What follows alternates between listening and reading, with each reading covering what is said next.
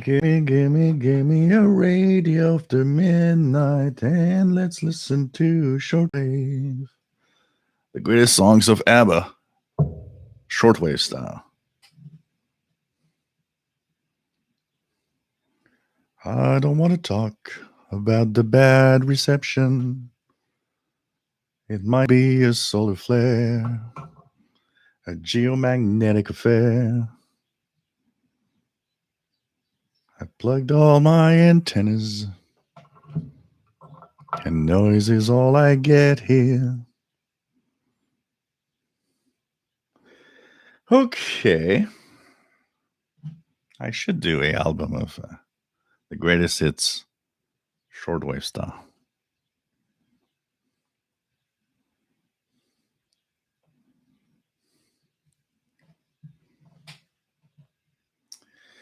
Hey, everybody. Hope everything's all right. Hope you are happy. We are Wednesday, and this is the Shortwave Show. And let me just check a little bit of the camera here. I'll put a little more like this. I think we're going to be okay like that. There we go. And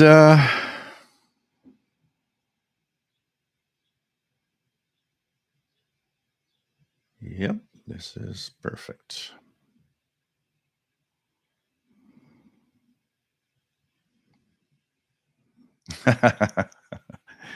You think, Christian, I'm a little cranberry advanced?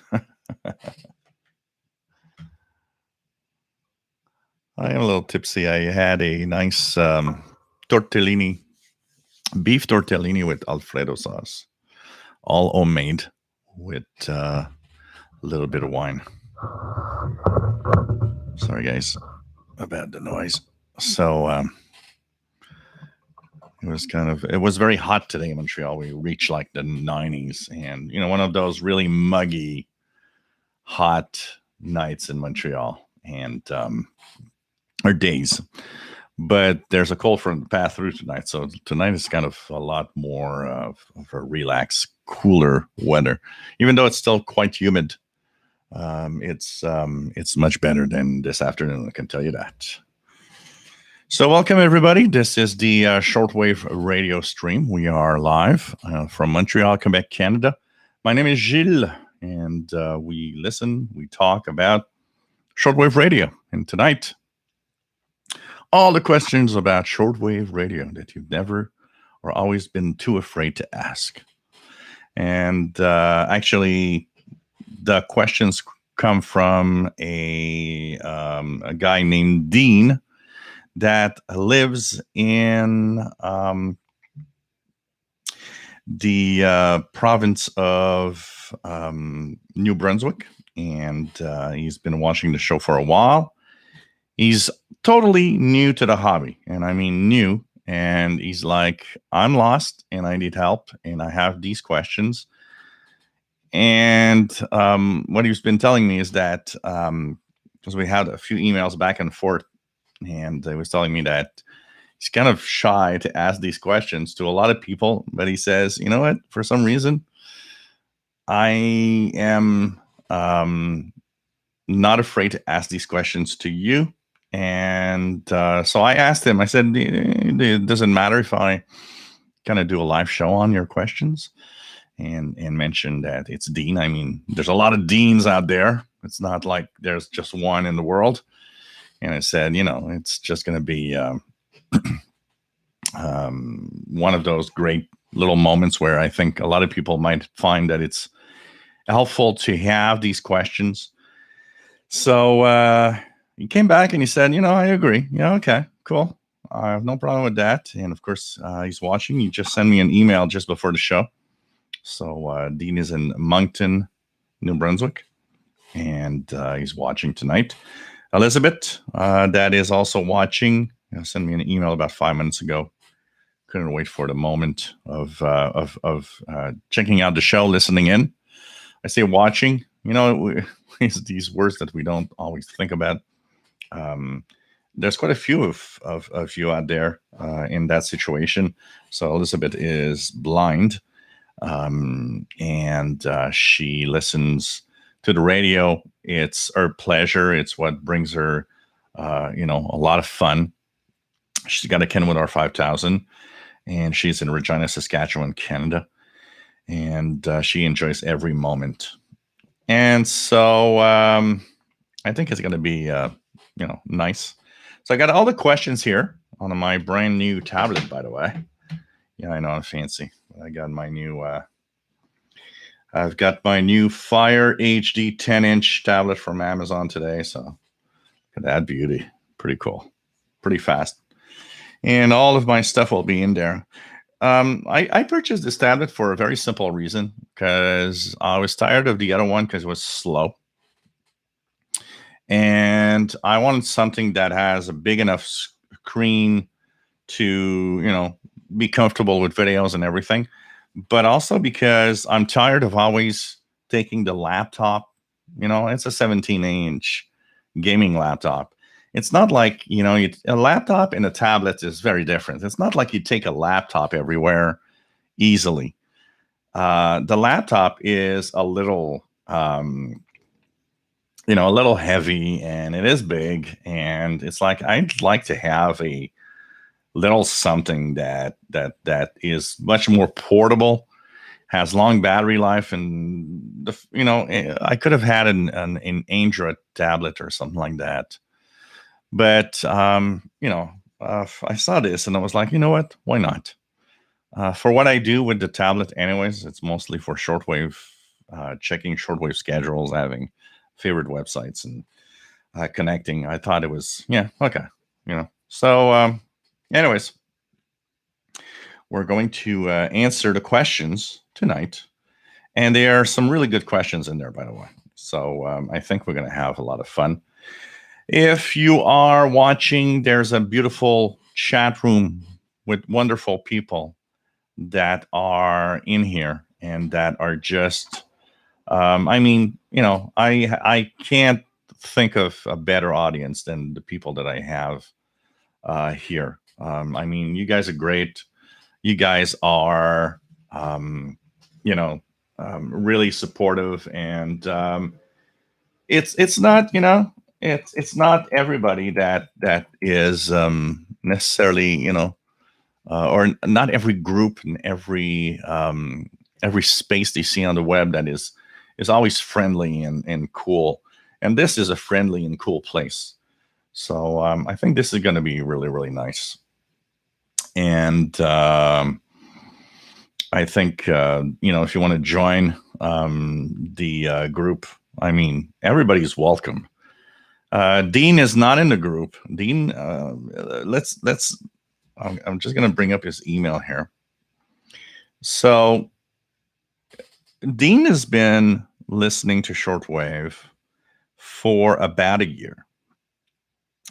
And he actually found my live shows by accident, because one night while he was actually Googling shortwave radio, he found my official shortwave channel. And at that moment, when he came in, it said that there was a live stream going on, and he clicked the live stream to see what was happening and was amazed that somebody around the world was talking about shortwave live on YouTube. So he's been following my channel for about 6 months. And what he says is that when he was young, he remembers, his dad dabbling in shortwave radio, listening to the world. And so now what is happening is that he actually had so he suffered a stroke, and now he is at home. Partly disabled, but still functional. And he was looking for a hobby, something that, what can I do when I'm at home? Because as he's mentioning here, is that his life was much, work was his life. And now he's stuck in being at home and needed to do something. So he's got a few things that he does. One of the things that he's enjoying is that he's discovered the fun of doing, as the summer is actually spring and summer soon, gardening and all of that is one of the things that he's enjoying. He also has a nice spot in his home where there's a really big window, so he actually grows plants in the wintertime and stuff like that. So he's enjoying that. And so Shortwave came to his mind because he saw a radio in a local store in Moncton. And he was wondering if, should I buy this or should I buy that or not?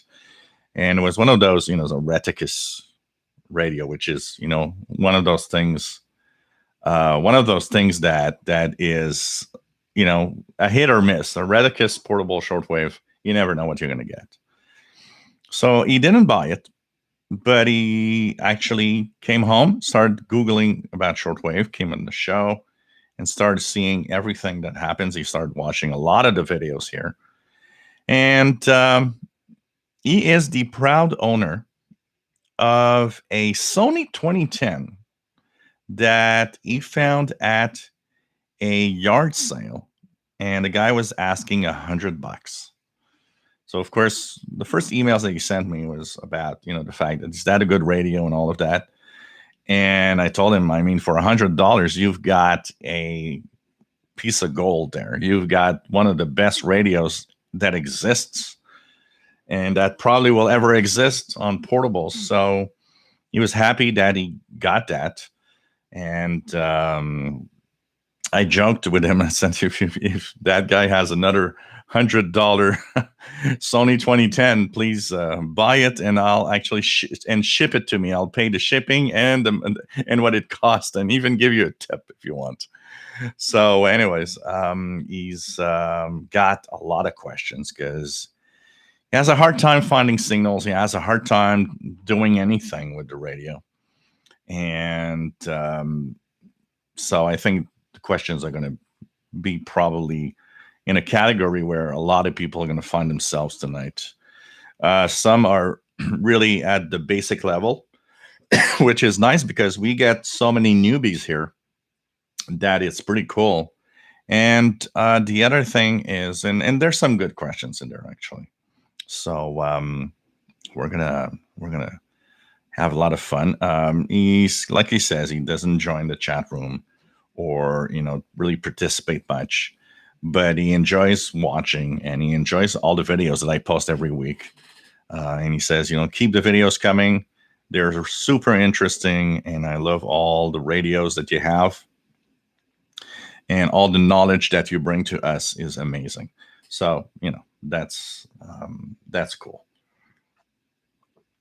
So, but like David in the chat room said, don't be shy. You can join in the chat room or even join the Facebook group and interact. I mean, people are here to have fun, and people are here to really just,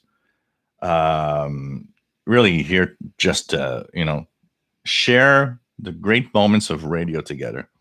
Something that has been so, how many of the times that I've started the show or talked in the show that I wish that something like this, a resource like this, existed when I started. I mean, man, I would have loved to see this, a guy from Canada or whatever, wherever around the world, just a guy live on a computer screen, and talk about radio, shortwave radio. I mean, the radio shows that I would listen were the recorded shows, and the thing is, it's interesting to see the all the people around the world listening to the radio and just having fun, and I mean sharing our own radio fun together. So it's pretty cool, and we're going to have these questions soon, and we're going to check it out. So there's a Facebook group, like I said, official SWL channel is the Facebook group where you can have a lot of fun tuning in, and this is really cool to be here. Radio and shortwave radio. Bobby Burgess, nice to have you here. WA5107 SWL in Morgan City, Louisiana, USA. Nice to have you here. Dennis in Southern Illinois, WA9326 SWL. Matt, nice to have you here. MDK2 in Denver, Colorado. Spike Spikerson, nice to have you on board. Mark Cope, nice to have you on board from Dallas, Texas, WA5153 SWL. Brad in Amarillo, nice to have you here. N5LUL and WA5192 SWL. Rob, nice to have you on board from Phoenix, Arizona, 94 Fahrenheit there. We were pretty much close to that today. And taking into account the humidex where it was really, really hot, it was something today. Jerry X, nice to have you on board, my friend. TVDX, sir, bonjour. J'espère que ça va bien, mon ami. Et que tout va bien. TVDX are just up north from Montreal, not very far from here. Christian Marcoux, nice to have you on board from North Bay, Ontario. J'espère que tu vas bien, toi aussi. Dave, nice to have you here from Indianapolis. William Helms, hey William, here goes. Let's welcome back William Helms in the moderator circle. We all have little accidents sometimes. So you're back, William. Hope that you enjoy and be happy. Rob says, on the air. Yes. Joe, nice to have you on board. Joe Pecci. Joe Rodman, nice to have you here from Chicago. Spike says, is that Tony Bennett? David, KJ4CMY, nice to have you on board. Yeah, but don't forget that these commercials are kind of giving me a paycheck in the end. Skip, nice to have you on board from rainy New Jersey and N2EI. It's nice to have you here. Famous Skip Hooray from the Monitoring Times magazine, and so many books and so many things about shortwave that I've read over the years. SoCal, nice to have you here from San Diego. The WinX Gamer, nice to have you on board. DXing for 3 years in North Carolina. Cool.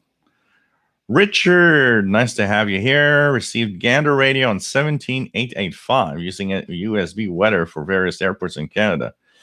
What radio were we using? Just out of curiosity, because 17885 is not a frequency where Gander radio is. This is the 16-meter international broadcast band. So that's not where you should be hearing it. So I'm curious, what radio are you using so that you heard it there? Because you probably have an image or some kind of spurious signal. And where are you located, Richard Califano? RJDA Dakota, nice to have you on board. Chemeg Z1976, nice to have you here. Kimberly K6YYL from California, been having a great time on 6 and 10 meters. Nice openings the last 2 days. Cool. Mel, nice to have you here, my friend. David KJ4CMY says, Dean, if you're watching, no need to be shy. We are all friends here, and we help each other out. Absolutely. Everybody saying hello to Elizabeth, of course. That is how great the gang is here. I mean, people want to greet and say hello to everybody. That even the shy ones that just say that they are not. They don't participate much. We have Richard Lemke, by the way, but Richard Lemke told me earlier, I said, I'm sorry, but I won't be able to watch the live show tonight. So, because he has other things to do. So that's not fine. I mean, come on. I'm not the center of the world here. Every time I have somebody saying, oh, I'm sorry, I won't be part of the show this week. Like, Gilles is not the center of the world. There's so many other things to do in life than watch me. RJD Dakota actually heard 25 megahertz WWV at 06 UT. Wow. Cool. Cool AM radio. Nice to have you here, Andre, from the Netherlands. Paul, nice to have you on board. And yes, it's already Wednesday. from St. Joe, Michigan. Spike, you're not here. Don't worry. I won't pretend you are. Frank Ireland, nice to have you here from Venice, Florida. Mark Cope, Fire HD10, the best bang for the buck. Yeah, pretty amazing. I'm very, very happy. Been using it all afternoon for different little things, and pretty cool. Tristan, nice to have you on board from Newfoundland. Yogi, nice to have you here from Hong Kong, where it's morning and it's Thursday. We have people from the future here. Pretty cool. Cheers, everybody, by the way. Of course, vodka cranberry juice.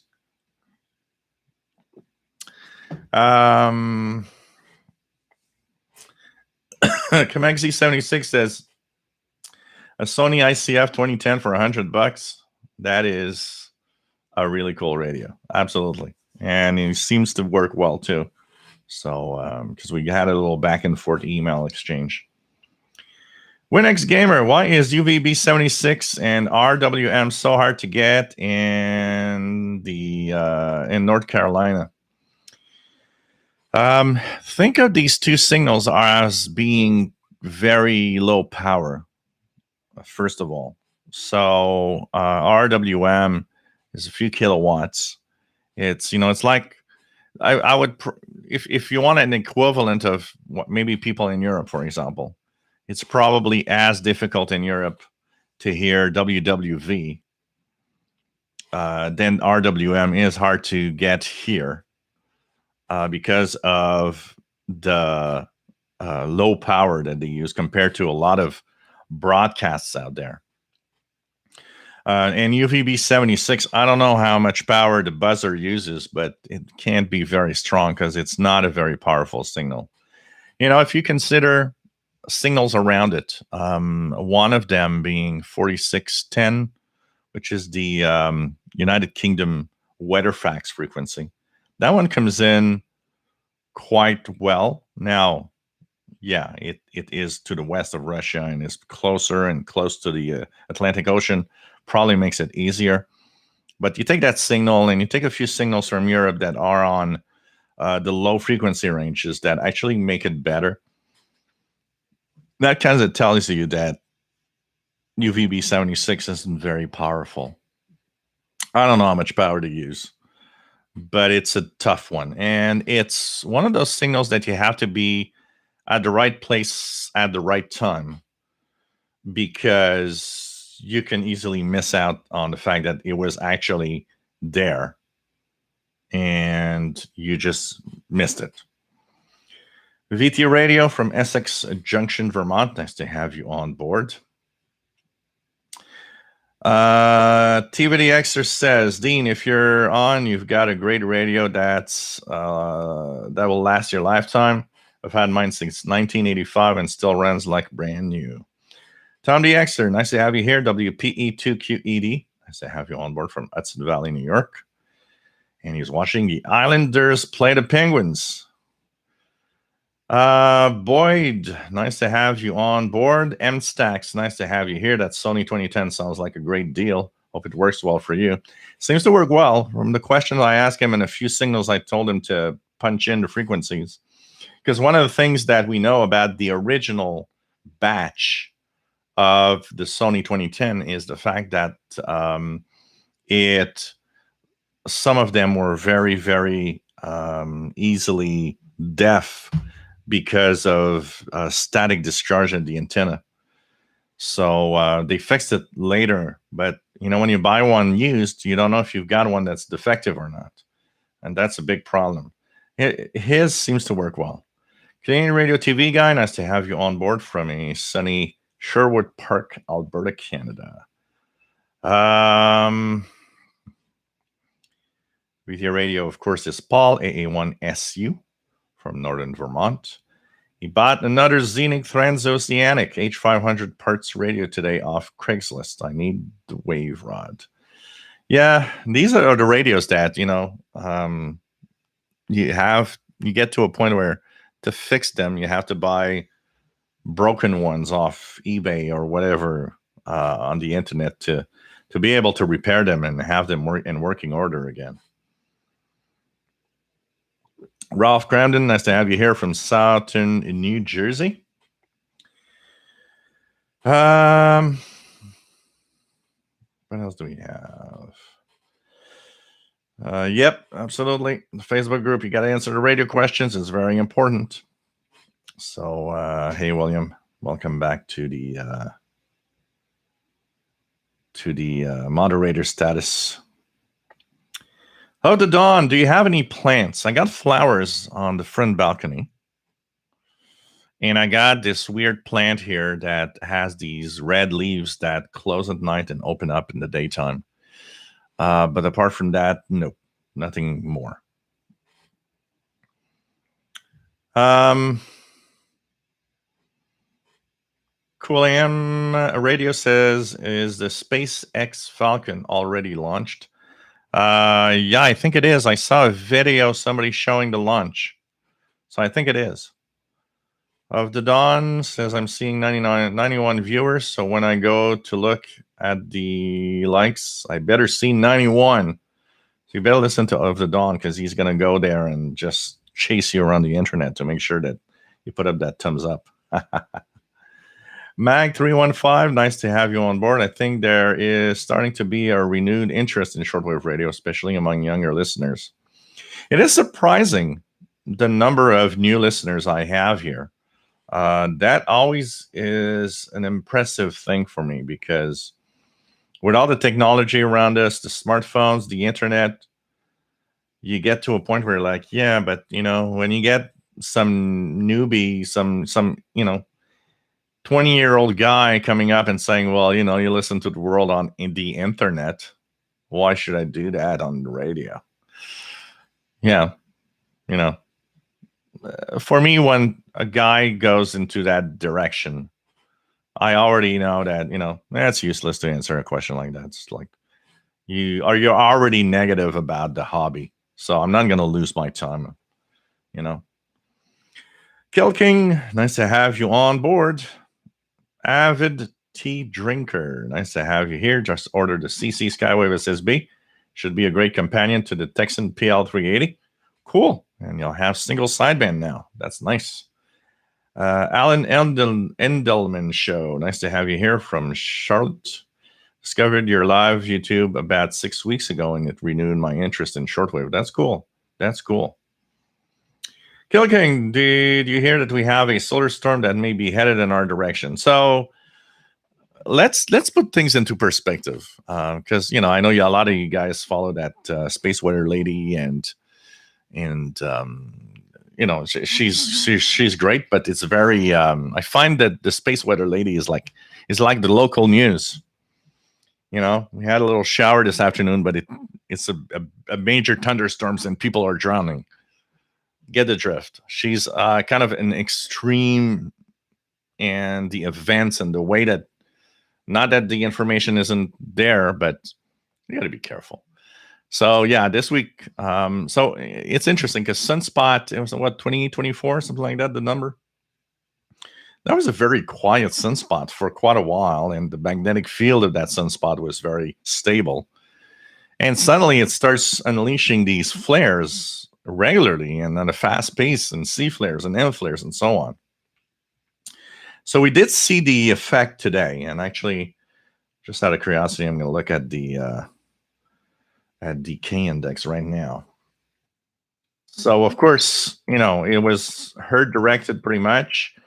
And what happened is that these flares send coronal mass ejections towards us. As we speak right now,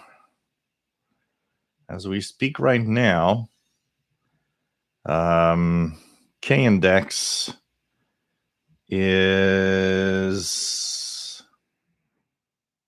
at a level of, so solar flux is 84. That's nice.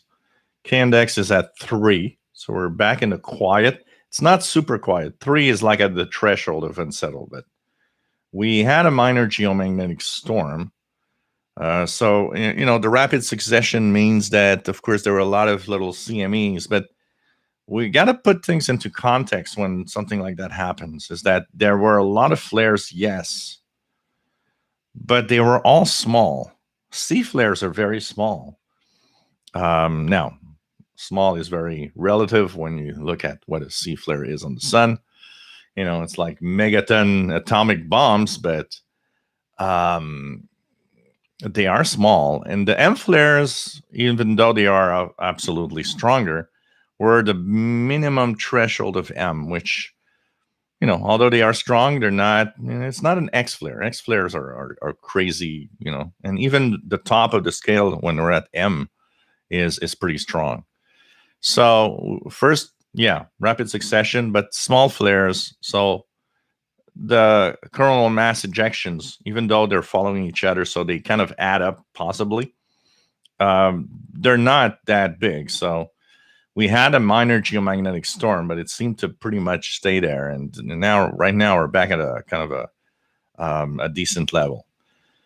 That said, it does have an effect because, when C flares or M flares happen, the lit side, so the daytime side of the Earth often has absorption of the signals. So fade out of shortwave while there's a flare about 8 minutes later. Actually, there was a very nice little sound clip on Space Weather this week. One of them unleashed a really powerful interference, or it was like the crackling and the noise from that flare actually was amazing at frequencies below 20 megahertz. And probably if you tuned your radio when that happened, you would have probably heard that noise created by that solar flare. Pretty amazing. But it's one of those things that it's interesting. That sunspot was amazingly active. It was pretty interesting, especially when we look at how we are still at the very early stage of solar cycle 25. So we're going to cross our fingers. We don't know what's going to happen. It's pretty cool. So yeah, there were probably conditions degrading. I don't know if there's still some of those CMEs maybe to hit. We'll see in the next day or so. But it was pretty active. That's for sure. That is for sure. Okay. Continue here. Of the Dawn says Skywave all day, even though I'm cheating on her with a odd Chinese 330. The sexy side of shortwave radio. John Beckham says, I can remember listening to shortwave radio back in the mid-60s, Radio Canada, Radio Moscow, BBC, Radio Prague, and on and on. What is available on shortwave these days? So, in the list that you just mentioned, you can still listen to BBC. You can still listen to Radio Prague, although it's via WRMI. Radio Canada is gone. Radio Moscow is gone. But there's other stations. You can listen to Radio France, Radio Voice of Turkey is there, Vatican Radio, Radio New Zealand. You have Radio Slovakia. You have a few African stations like Radio TV Mali. You have Radio Guinea. There are some stations still on the air. Absolutely. Voice of America, of course, is on the air. China Radio. There's some Asian stations like the Voice of Mongolia is still on the air. It's difficult to hear in North America. Of course, KBS World Radio in South Korea. You have Voice of Korea for North Korea. There's Radio Japan. There's still a lot of stuff, but the main problem isn't the absence of signals. It's more in two categories. The higher noise floor we have mixed in with the fact that signals are weaker because a lot of stations stop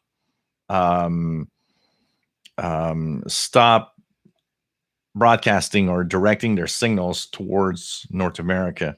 It makes it a little harder for us to hear a lot of signals. But there's still a few. Voice of Turkey, Radio Romania are a few of them that are still maintaining signals to North America. For the rest, you'll hear them, but you have to choose a perfect time.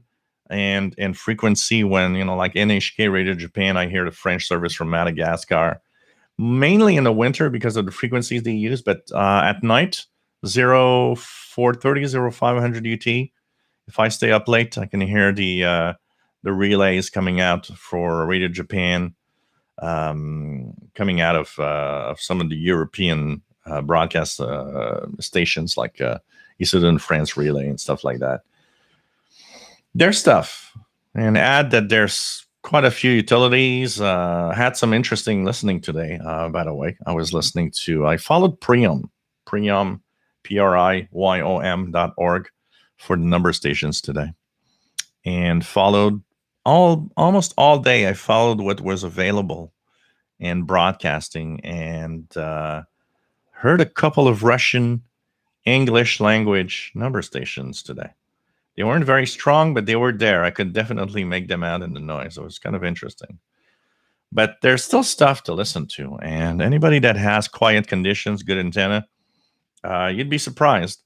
When I went out to a Visitation Island last week, where conditions were really quiet, just with the telescopic, I could hear the BBC really well coming out of the Ascension Island transmitter site. So it's surprising, what you can listen to. There's a few Brazilian stations from South America that come in well too. WRMI has a lot of programming and relays of different shows, not just from other stations like Radio Tirana, Albania is there, Radio Prague, Slovakia, but you also have some shows like Voice of the Report of the Week, and so many others. There's a lot of stuff to listen to. A lot of U.S. broadcasters have removed the religious broadcasting that they have. A lot of U.S. broadcasters have at specific times some interesting programs to listen to.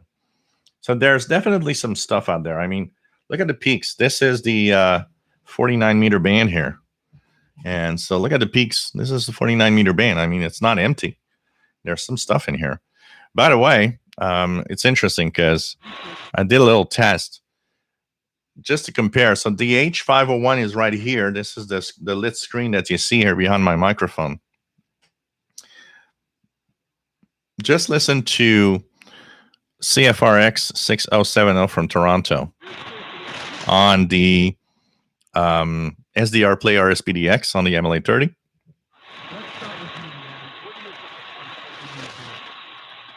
was a little better when before I started the show. And listen to the same signal, but on my H501X. Now, they're not on the same bandwidth. I'm going to try to put a bigger bandwidth. So, it gives you an idea that it's surprising the signal level that you can have of different stations. So here, for example, 7375, Radio Romania. This is on the H501X.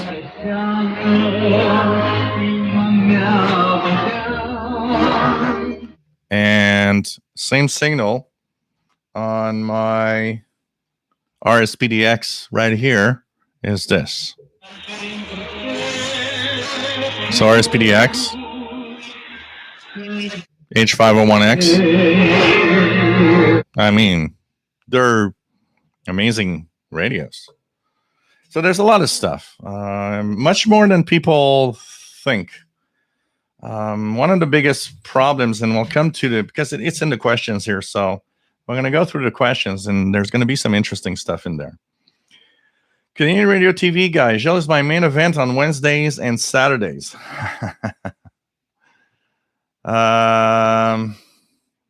Spike says it's always Thursday in the future. Yep, absolutely. Richard, Texan PL 880 in upstate New York for Gander Radio, but only if I click on the upper sideband. Yeah, but that frequency shouldn't have Gander Radio. There's something wrong here. And what antenna were you using? Yeah, but they have the broadcast absolutely at the 20th and 50th minute of each hour. but the frequency you mentioned is not a frequency you should hear it on. So I'm kind of curious why you're hearing it on that frequency. Jim, nice to have you here from Rhode Island. Paul says 10 meter FM was open this time last night, 29,600, 2640. First time hearing that. Very nice. Yeah, those FM repeaters. Pretty cool. Pretty cool. John Beckham says, first time on here. What do you think of the XH Data D808? Amazing radio for the price you're going to pay. There was a surprise this week when I went to the long wave bands, though. My surprise this week was that at the top of the long wave band, where it's still medium wave, was okay. But when I went below 300 kilohertz, it quickly lost sensitivity, which is interesting. Have a tea drinker says, watch the review of the Texan PL380. That's why you bought it. You know, that's why I got to be fair with my reviews. Because honestly, I know a lot of people are buying radios based on what I'm saying. I have to be very fair on what the radio is all about. Jim, KN6BRK, nice to have you on board from California. Richard, that sounds good. Yeah, Gander Radio on 13270. Absolutely. Absolutely. Must be the heat going. So absolutely, that's a frequency you could hear. It's actually Gander Radio. Coming up in 9 minutes. It's at the 20th and the 50th minute of each hour for 10 minutes.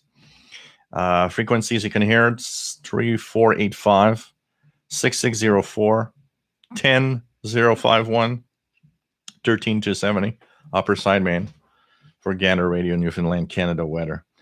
KW1161, nice to have you here from Tucson, Arizona. Chastain, good evening. Nice to have you here from Louisville, Kentucky. Brad in Amarillo says, after the discussions on Sunday, I decided to push the buy button on the PL330. You're going to be very happy. M-Stacks, I've replaced that transistor near the antenna on the 2010 more than once. Blows out easily. Yeah, it's a field effect transistor that blows up. It's kind of too sensitive. Michael Langer, nice to have you here. Texan 330 versus Skywave says, B1 opinions, all I can afford. Texan 330, Skywave SSB is not as sensitive. The Skywave C-Crane Skywave SSB is not as sensitive as the other radios. I've had quite a few experience on that. Even a couple of live videos from when I went to Perry Island. And you guys see the difference, actually. Go for the Texan 330 because you're going to get a better radio. The only thing that might drive you to the Skywave, and that's where it probably has a chance of being what you want. Skywave SSB has NOAA weather channels, if that's important to you, and has the airband. Texan PL330 does not have airband, nor the NOAA weather. Yarabamba, can you suggest a good radio to DX on the beach? Light and sensitive. Texan PL330. Light and sensitive. That's a small radio. Perfect to carry around everywhere. Has SSB. It's great. Yeah, absolutely. Canadian Radio TV guy. Vodka and cranberry juice. Tristan, I'm hearing about these 20 or 30-year-old radios that still run great. How will the modern radios of today fare in 20 years? You know, I think they will fare as good. You know, the electronics, when they are well done, well made, last a long time. I already have a few experiences here of radios that now are being testing the time. The Texan PL600, one of my first Texans, it's close to being 10 years old. Still works great. Still works perfectly. And I think most of the decent radios of today will be great radios in 30 years. Also, we've got to be careful about, because one of the things that comes to mind when we talk about that, and I've had a question a few times in the past, is, well, they're not as expensive today, so maybe they're cheaper in design or in parts, or we got to be careful. It doesn't mean they're cheaper. Doesn't mean because you pay less for a radio today that it isn't actually as good, if not maybe better, because a lot of the parts and the manufacturing and the way that everything's done can simply mean that there is an economy in manufacturing, but the parts are good, the radio's good, it's still quality and works great. So, over the years, I've had a few radios. I'm talking, you guys know about the Grundig S450 DLX, which is not a real Grundig. It's, one of those receivers that made by Ethon with the Grundig branding on it and so on. Yeah, that doesn't stand the test of time. It's a crappy radio. I haven't used it in a couple of years and it doesn't even receive and it doesn't even work anymore. There are a couple of radios like that. But overall, I'm pretty sure that a Texan H501 like this, a Texan PL990 990X, PL680, 660, 600, an XH data. If you are careful not to, be too rough with it and don't drop it on the floor and stuff like that, I'm going to tell you that a lot of these are going to be there in 20 and 30 years. We got to be careful at because a lot of our look back when we have been in the hobby for a long time are often based on the price paid at a certain time. But it's like TVs, it's like there's quite a few things that what you notice is that over time, they're still good quality. Price just went down because of other factors and where they're built also. But I'm pretty sure a lot of the radios I've got here, in 30 years are still going to be functional and working great. N6 RLS, sorry. Nice to have you on board. Mark Alford, nice to have you here from Vancouver Island. What else do we have? David Spears, yep, thumbs up. Good morning from the UK. Nice to have you here. John Beckham, QSL cards, yeah. G0TUE, just finished the shift, relaxing at 01:30 in the morning. Time to take it easy and have a little shortwave before going to bed. That's perfect. Mel, folks are getting more into radio because of nostalgia and it's a relaxing disconnect. Well, part of it is nostalgia. I think it is. That part of it is nostalgia. But there are some new people getting in there and wondering, wow, this is so cool.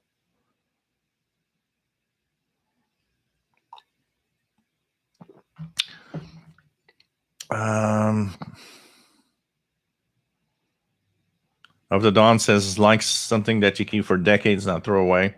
Yeah, I'm not a big fan of throwaway. There was an article yesterday in a newspaper from a local newspaper here. A guy purchased new lights, new lamps for his living room. And, I would not have thought about it. He got home, unpacked, plugged them in, and his first thing that he wanted to see is, what are the bulbs when they burn out? And he noticed that all the lamps that he purchased from that place were all, when the bulb goes away, you throw away the lamp. And he said, come on, really? You can't do that. We have to stop having things that we throw away because you can't change the light bulb. And so, yeah, I'm also one of those that, no, throwing away something because it has a flaw or a problem. Come on. Today is way too easy. Brian Penny, nice to have you here from Cape Cod, Massachusetts. Jason, nice to have you on board. VE9 and JMC. Those flares, even small though, still affects ham radio. Oh, absolutely. I'm not saying they don't affect it. They do, absolutely. But it's like Spike says, the sun science lady is very dramatic. Yes, she is. It's like a TV, it's like a TV show where they're trying to push things to the max to make us go wild. Christian Marcoux, I connect the MLA30 to the Panasonic RF B65 and cuts noise, but as soon as I power the MLA, it gives me big noise. That's useless. Is this usual for the old RF B65? Any idea? Wait, because one of the things you got to understand, Christian, is that of course it's going to give you more noise, but it's not useless. If it is, it's because you haven't plugged it well, or where you position the MLA30, it's very noisy. One thing that is very important, I noticed that the MLA30, so of course comes with the cable with the SMA connector. If you plug in just the center connector to a radio, for example, it's super noisy, it doesn't work well. There is a balance that needs to be done, and that balance means that that shield also needs to be connected somehow, or else you get really bad MLA30 performance. That's the first thing. A lot of things also that I've seen over time is people saying, well, I got a U-loop. When I plug the MLA30, it's super noisy. It's normal that it's noisier. It's normal because it's an amplified antenna, amplifies the noise too. What you have to understand is not to take it's noisy and say, well, it's useless. Tune signals with it. The signal to noise ratio is what's important. Of course, it brings you more noise on a radio because it amplifies everything. But the signal to noise ratio is good. That means it brings you even more of the signal you're listening to. Now, in your case, if when you tune a signal that you might hear on another radio, it means that there's something that is just right in the way that you connected or in just the placement of the MLA30 itself. So check out your system. Check out how you set up. Check out how it's installed. Because the MLA30 itself is not a noisy antenna. The amplifier is very low noise. And like I say, it's normal that the noise floor goes up. You're amplifying radio signals. You're amplifying the noise that's going into it also. But the signal to noise ratio, which is what you got to check. I've seen, I got to find a video and share it with everybody. There's this guy that has the U-loop and has the MLA30, and he's showing exactly what I'm saying, that the U-loop gets signals, seems to be quieter, but it's not quieter. It's insensitive. It doesn't amplify. It's not as sensitive as the MLA30 is. So he actually demonstrates really well that the U-loop is actually insensitive. That's why there's less noise. But when he plugs the MLA30, signals, the noise goes up immediately. But then he tuned signals and said, but look at how strong the signals you get are. The signal to noise ratio is amazing. And he actually demonstrates with a few signals that the U-loop doesn't hear it. The MLA30 does get it. And that's part of the amplification system that gets it. Not saying that the U-loop isn't good. The U-loop is definitely, it's a loop. It's a magnetic loop. Of course, it receives signals. And in many cases, it works great. But don't be fooled by the fact that it's low noise. It's simply low noise because it doesn't amplify anything. So the noise floor is down because the signals are not as strong as they could be. But the important here is that you hear signals. G0TUE says, going back 40 years, my dad had an old radio from a destroyer that they were scrapping, and we set it up in the garage. Used to spend many a night listening, shortwave and shipping. Back then, all the traffic. Yep. Reminds me of the phone calls that we would hear from the ships on the sea. It was pretty cool. And 6RLS, Radio Vania rocks on in the 21st century. Yeah, Radio Vania is another example. Station that's there. That is actually a possibility. Yogi is one interesting thing here. He says the B65 could be overloaded. That's a possibility. Those radios, like the Panasonic B65, used to overload quite easily back then. That's not impossible that it's just overloaded also. It's possible. It just can't cope with the strong signals coming from the MLA30. Bobcat used to listen to shortwave radio years ago. Haven't done it much in the last decade, though. Avid tea drinker. Radio Australia was my favorite to listen to back in the days. I like the Radio New Zealand. It has a feel of Radio Australia.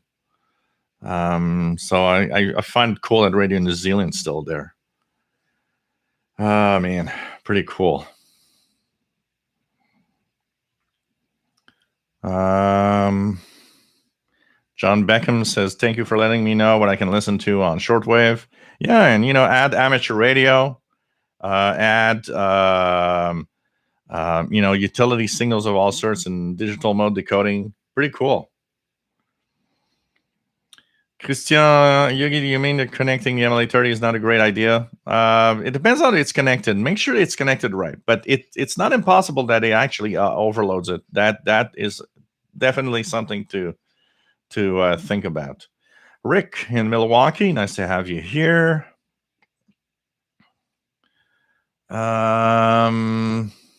KC8TBY, nice to have you on board. Now that I'm retired, every day is Saturday. That's pretty cool. What else do we have? But it is possible that it's overloaded. Definitely.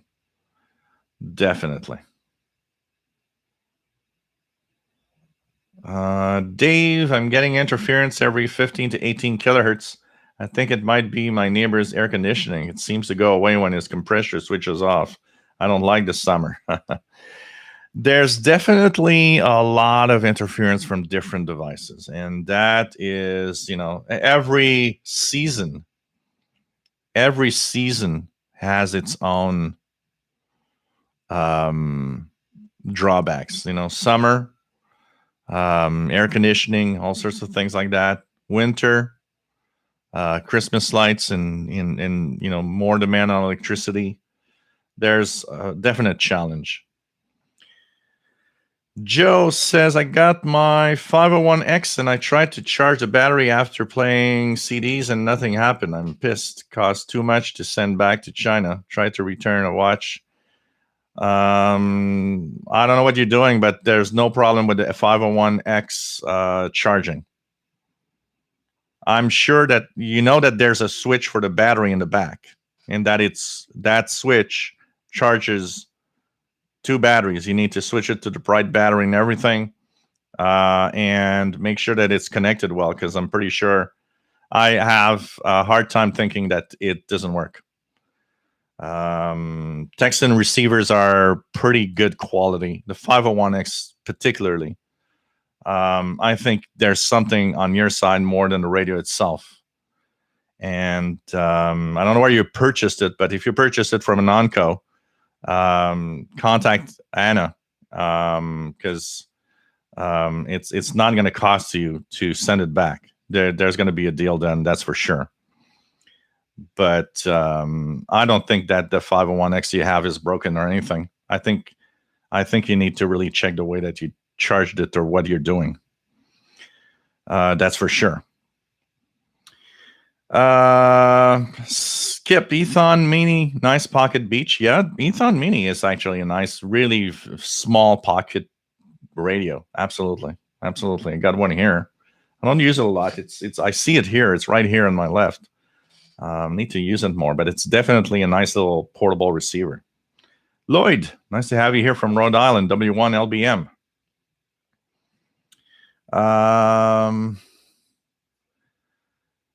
Dave's got a Grundig 100 PE, and that's my beach radio. It is made by Texan in the 80s. No, it's not an 80s radio. but it's like a 90s, somewhere in the 90s radio. I don't know who made the 100p. I got one here too. Nice little analog. It's sensitive. Works good. Jetgrafter, nice to have you here.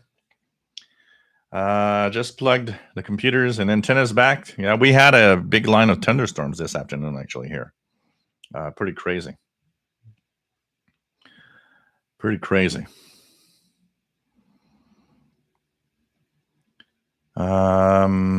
Arctic Circle, nice to have you on board from northern Sweden.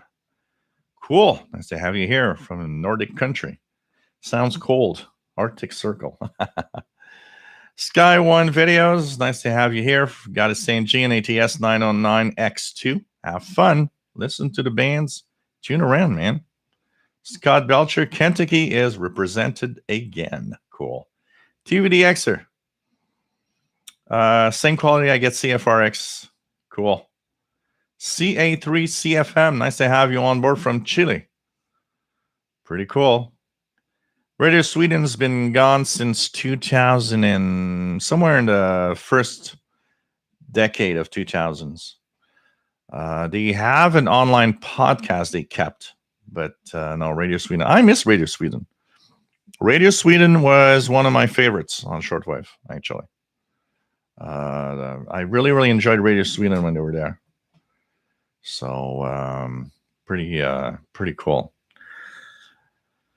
What else do we have? Dave says, are there any Nordic shortwave stations left? No, I'm out of Norway, Sweden, Finland, Iceland. Those are all gone, unfortunately. Joe, everything should last like an old refrigerator 40 years later and still cooling beer in the garage someplace. Yep. My dad still has the fridge when I was a teenager, and apparently still works. So that's like, I remember they purchased that fridge like in 1980, and apparently still works. So it's like, imagine, my fridge, interesting story of how we throw away stuff too easily. My fridge that I got here, which was purchased in 2008. In 2018, I go and get some milk, and it's like, why is the milk so hot? It's not warm, but it's not cold.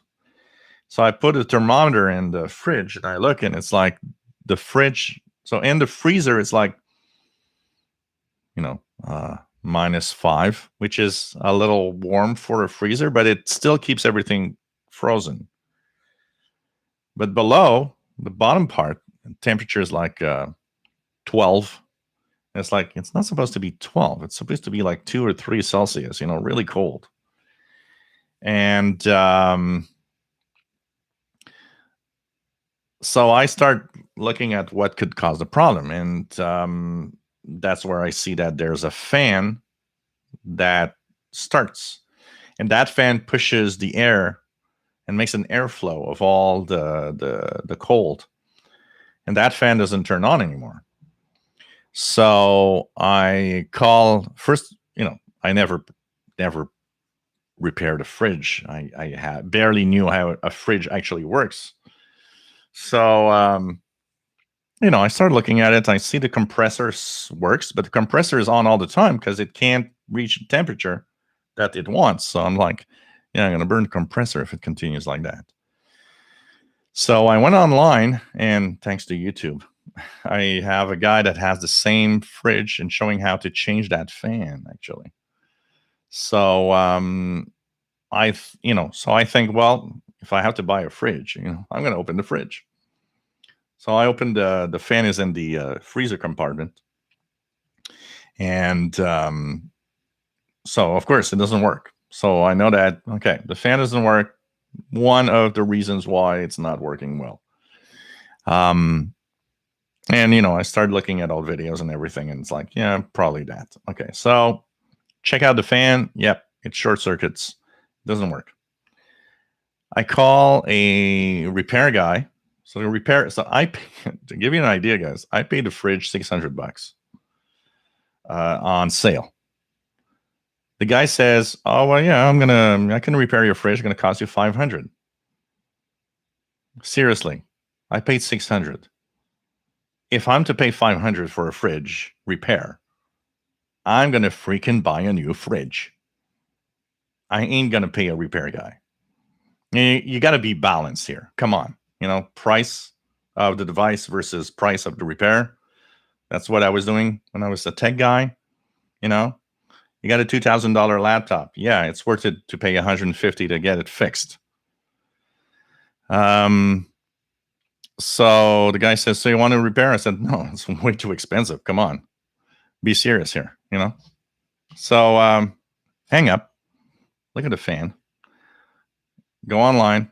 Start looking at replacement fans, and I call this shop that sells parts, only parts. No one has the fan. No one.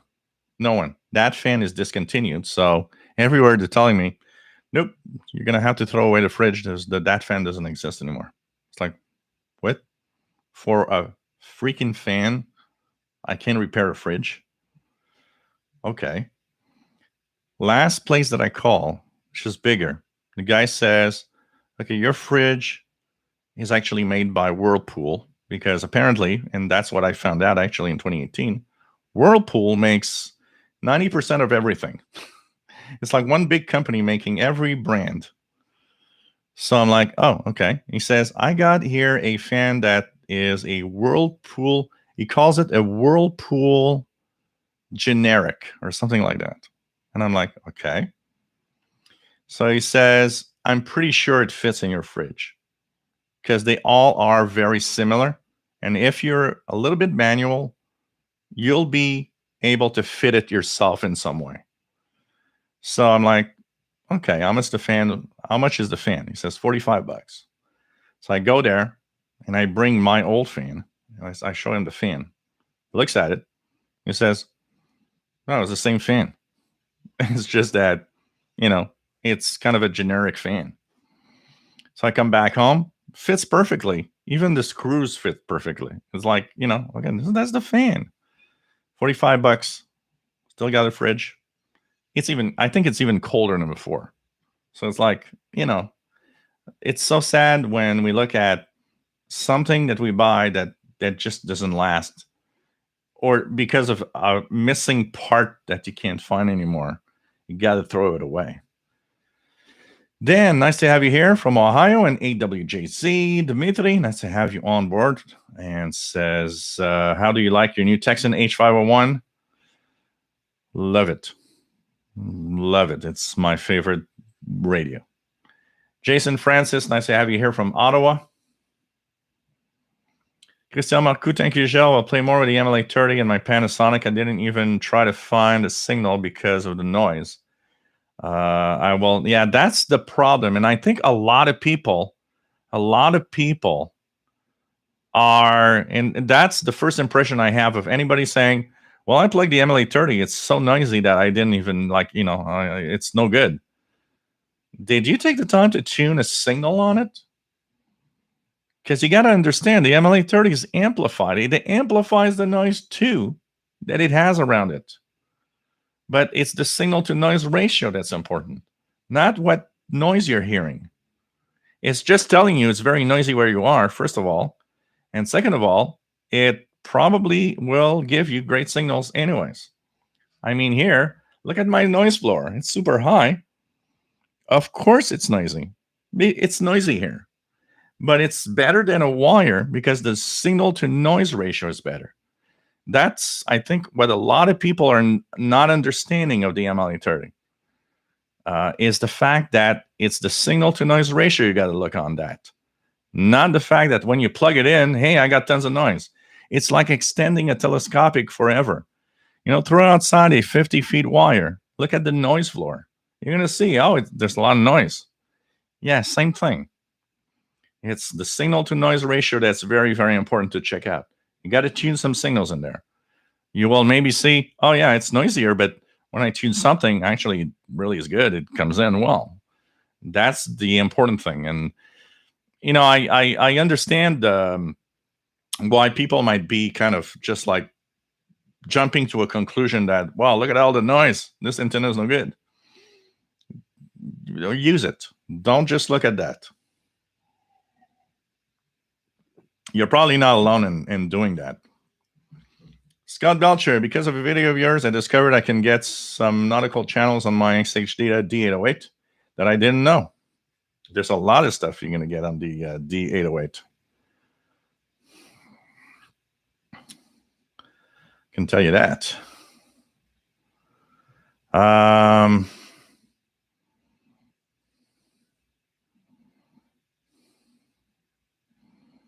What do we have? Let me check it out here.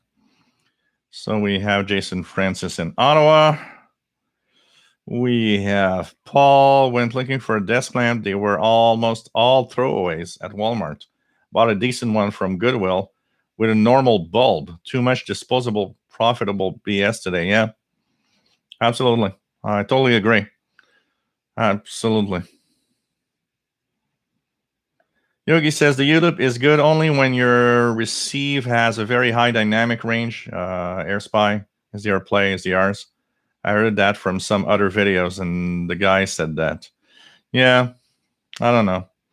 I regret one thing about when I got my AirSpy, because when I went to the checkout to pay for it, they threw me in the face if you get the AirSpy HF Discovery, you might want to have a U-loop with it. And it wasn't very expensive.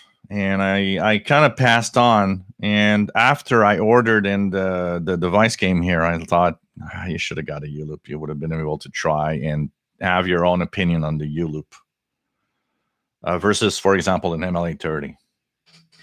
Thomas Olson, nice to have you here. How do you see PL680 versus PL880? And receive, there will be pretty good, both of them.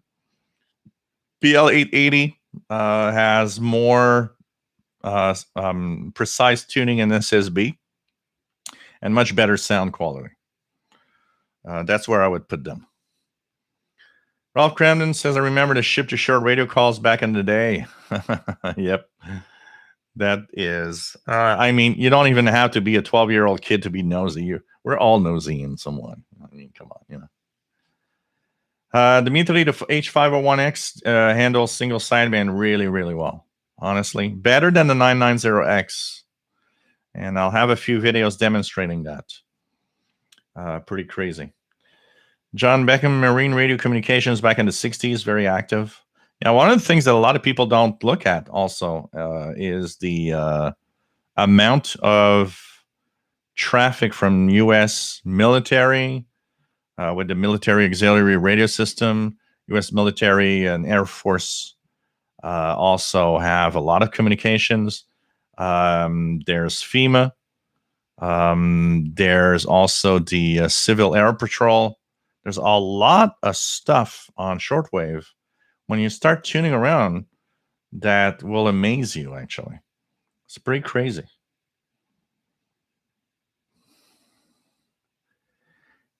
Anyone remember listening to Voice of Vietnam on 6175? Yep. I miss Voice of Vietnam. I'm sad that when WBCQ purchased, what was that station? I forgot the call letters. WHRI? Was that? What was it? Something like that? On 7315, anyways. They screwed a lot of stuff, including Voice of Vietnam not having the relay anymore. Voice of Vietnam did not stop relaying on WHRI on 7315 because they wanted to. They stopped because WBCQ kind of killed half of WHRI. Actually, I'm not even sure if WHRI even still exists on shortwave since they purchased it. So they kind of killed some stuff. I like to listen to Voice of Vietnam. Tristan just had to replace my apartment stove. Think it was from the 60s. No shame with that stove. Had a good run. Yeah, absolutely. But Voice of Vietnam is still on shortwave, but it's now, in North America, it's difficult to get. Pretty crazy. Steve Miller, nice to have you here. Cold beer coming up. Cool. That's what you want. That's what you want, for sure.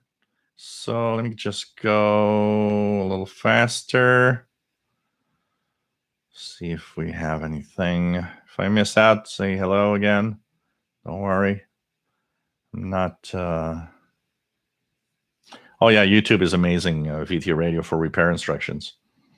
The guy had my exact model, was showing you how to open the compartment, change the fan, do everything.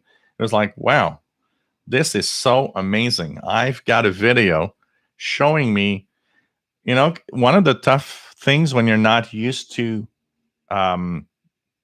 opening devices, and that's one of the big things is, they want to have an aesthetic. So very often they hide the screws. So the screws are there, but they're behind something. So it's like, oh, there's a tab in the corner where you remove the tab and there's a screw behind the tab. There's a screw, there's a lot of stuff like that you don't see. So, YouTube is amazing. Absolutely. For repairing stuff, YouTube is amazing. Actually, one very interesting thing that I did here. So I have a big air conditioning unit in my window here that I purchased this year. It's a really big one because I wanted to make sure that it could, cool a lot of space. And of course, it's one of those air conditioning that's made for those vertical closing windows because that's what is the least expensive of all. And I looked at the price of those that are vertical for my sliding window. It's like, why do I have to pay twice the price for a vertical one? And when I searched for that, one video came up. Guy said, you have sliding windows? Don't pay for an expensive air conditioning that is vertical. Here's how to make a frame that will fit any window easily and cost almost nothing. I looked at the video. I went to the hardware store to get some wood. I built exactly what the video was showing me easily. Put it there, put the air conditioning. Here we go. That cost me $26 exactly in wood. For a air conditioning that would have cost me at least $300 more to buy the vertical one. There's a lot of those little things like that. It's like, yeah, come on. Christian Marcus says there was a show concerning fridges about only 3 big companies on all the other brands. You know what? When I searched for my fridge, I understood that almost any brand that you have is almost all made by Whirlpool. It's like Whirlpool bought everything, and it's all coming out of that company with, Maytag, with Frigidaire, with whatever brand that you're going to see on that fridge. 90% of them are coming from Whirlpool. They just put that brand name because people relate to a brand name. Crazy.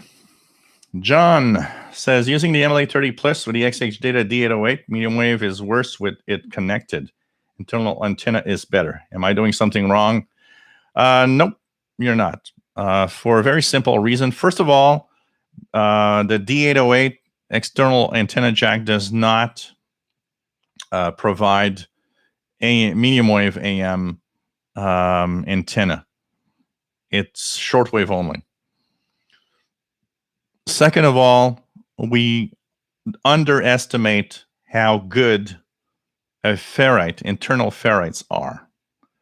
Internal ferrites of the portable receivers we have today are way better than anybody thinks.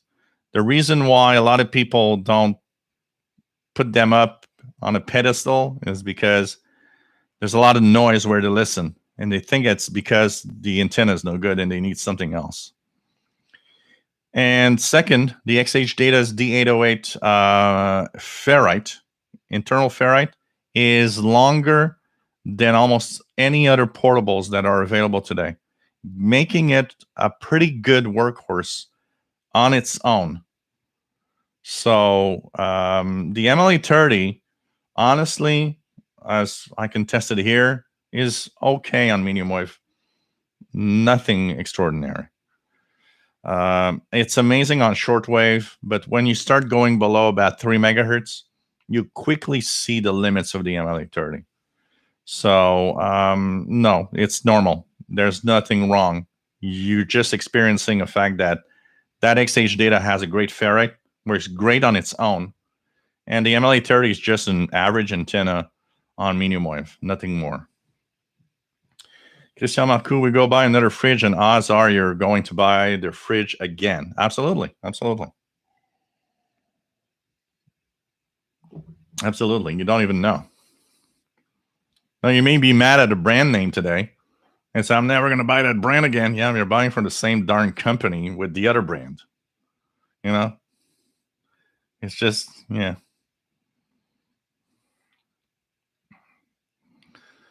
What else we have?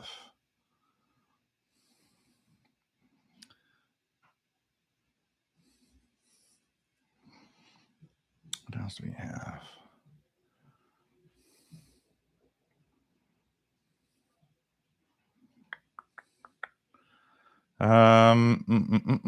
Chris 66, nice to have you here from Kentucky. No, not WINB, RJ Dakota. It was WHRI 7315. TVDXer, evaporator fan. No, it's not that. In that case, it was not the evaporator fan. They have a very specific name for it. But actually, what it does is very simple. It pushes the cold air in the different compartments of the fridge, basically. It's as simple as that. And once I changed the fan, I mean, I had my thermometer. And of course, I had pumped up that there's the temperature thing in the fridge that you can turn up to make it colder. It was all maxed out. And it was like 12 in the bottom compartment where I put the milk. When I fixed it, I think I took the temperature. I had forgotten about the temperature reading there. I looked at the temperature on my thermometer, and the next morning it was -4, and I was like, "Ooh, this is too cold. my milk is gonna freeze." Actually, everything that was at the bottom of the fridge had frozen. I had tomatoes. Tomatoes were half frozen with ice. I was like, "Okay, now I think it's too cold." But I think it's part of all the system. But it's really the cold air went to a specific place, and that fan would actually recirculate the cold air in the different areas so that everything is cold in a certain way. John Beckham says, is the National Bureau of Standards synchronized the time WWV still on shortwave? Absolutely. On 2.5, 5, 10, 15, and 20, and 25 megahertz, actually. I can even probably have you listen to it right now. Let's check it out on 10. Here's 10. Oh, by the way, I'm hearing something, guys. For those of you that were telling me earlier that how the RMW time signal is so difficult. It's very weak, but it's there on 9996. I could hear it among.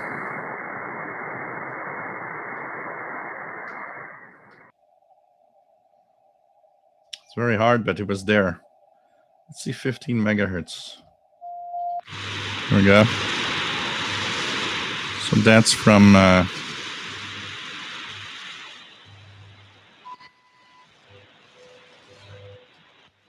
5 megahertz. So I'm hearing it on 5, 10, and 15 right now. Have a tea drinker says,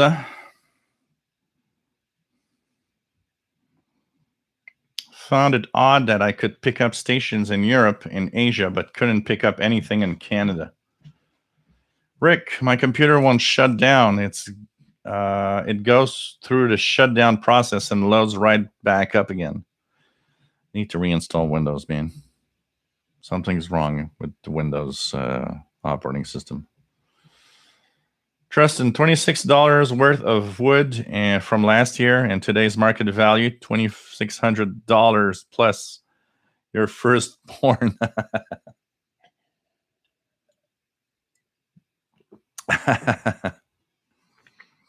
Francisco, nice to have you on board, my friend. Dimitri, Gilles, question for you. Which of the two of the radios is better on shortwave? Yachtboy 400 PE, H501.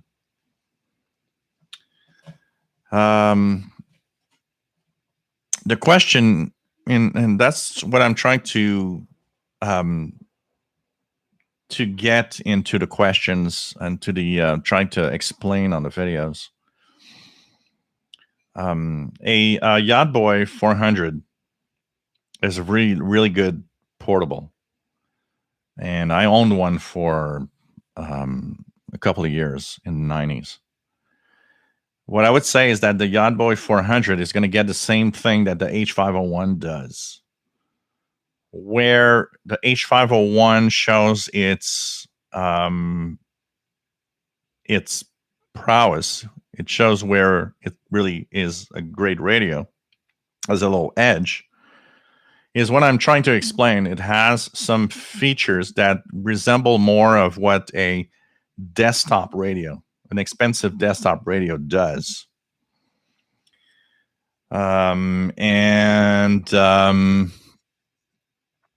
What happens is that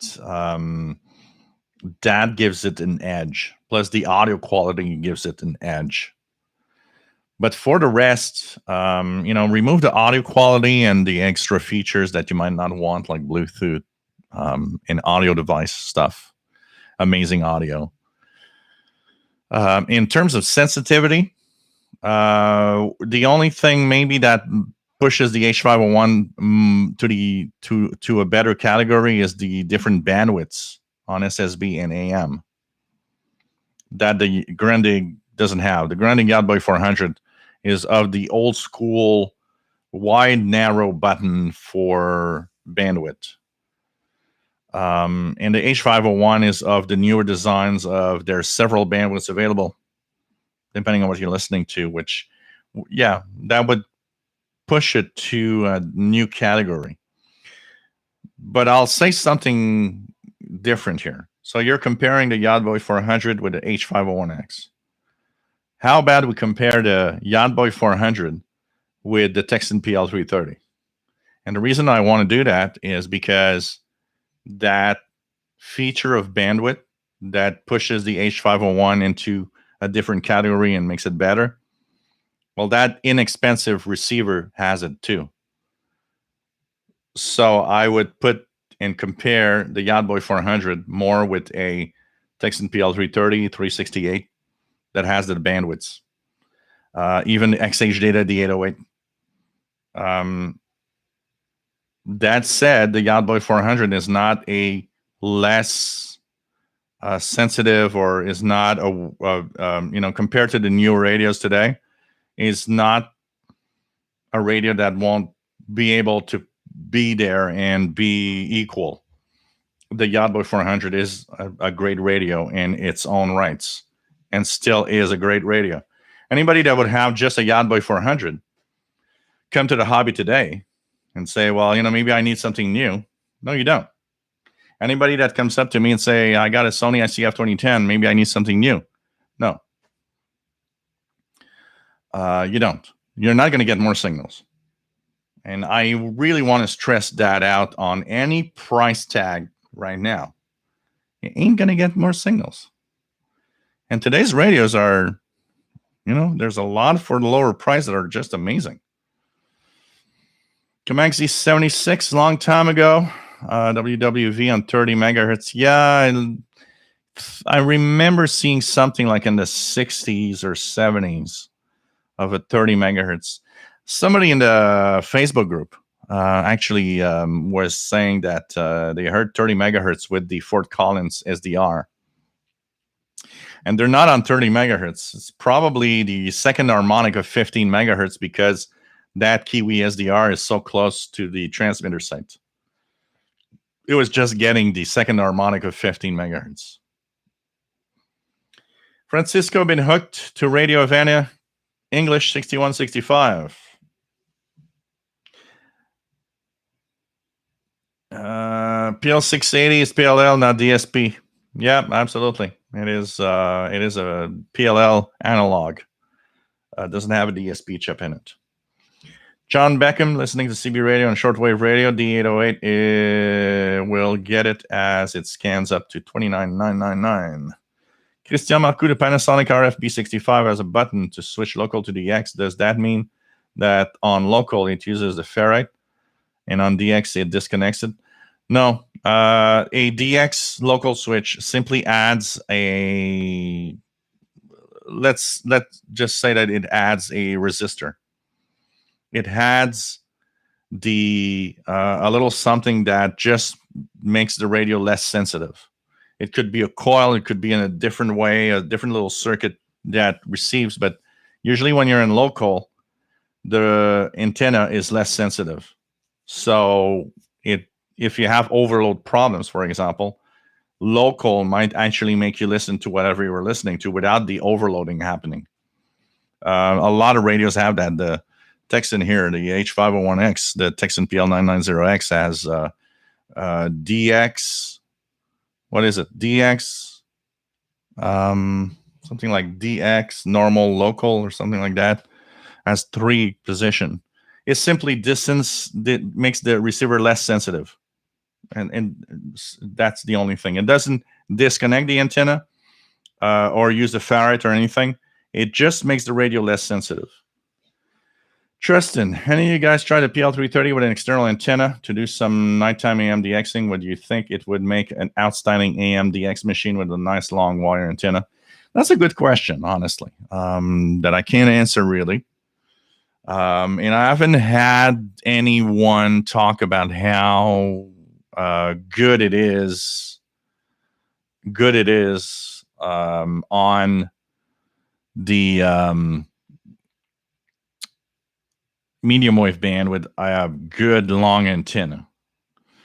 I would guess that you have to be far away from very strong local AM radio stations, though. Joe says Google WWV was broadcasting on 2.5, 5, 10, 15, 20, 25, 30, and 35 megahertz in 1953. Wow. Man, I would love that to happen today. Already we have 25, which was gone for a long time. 25 was gone since the 70s and came back, about 7 or 8 years ago.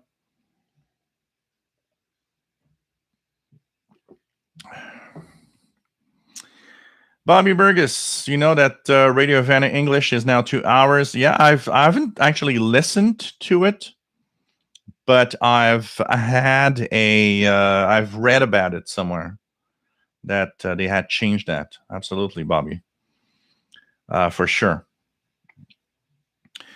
Matt, absolutely. It could be the third harmonic of 10. It could be the sixth harmonic of 5.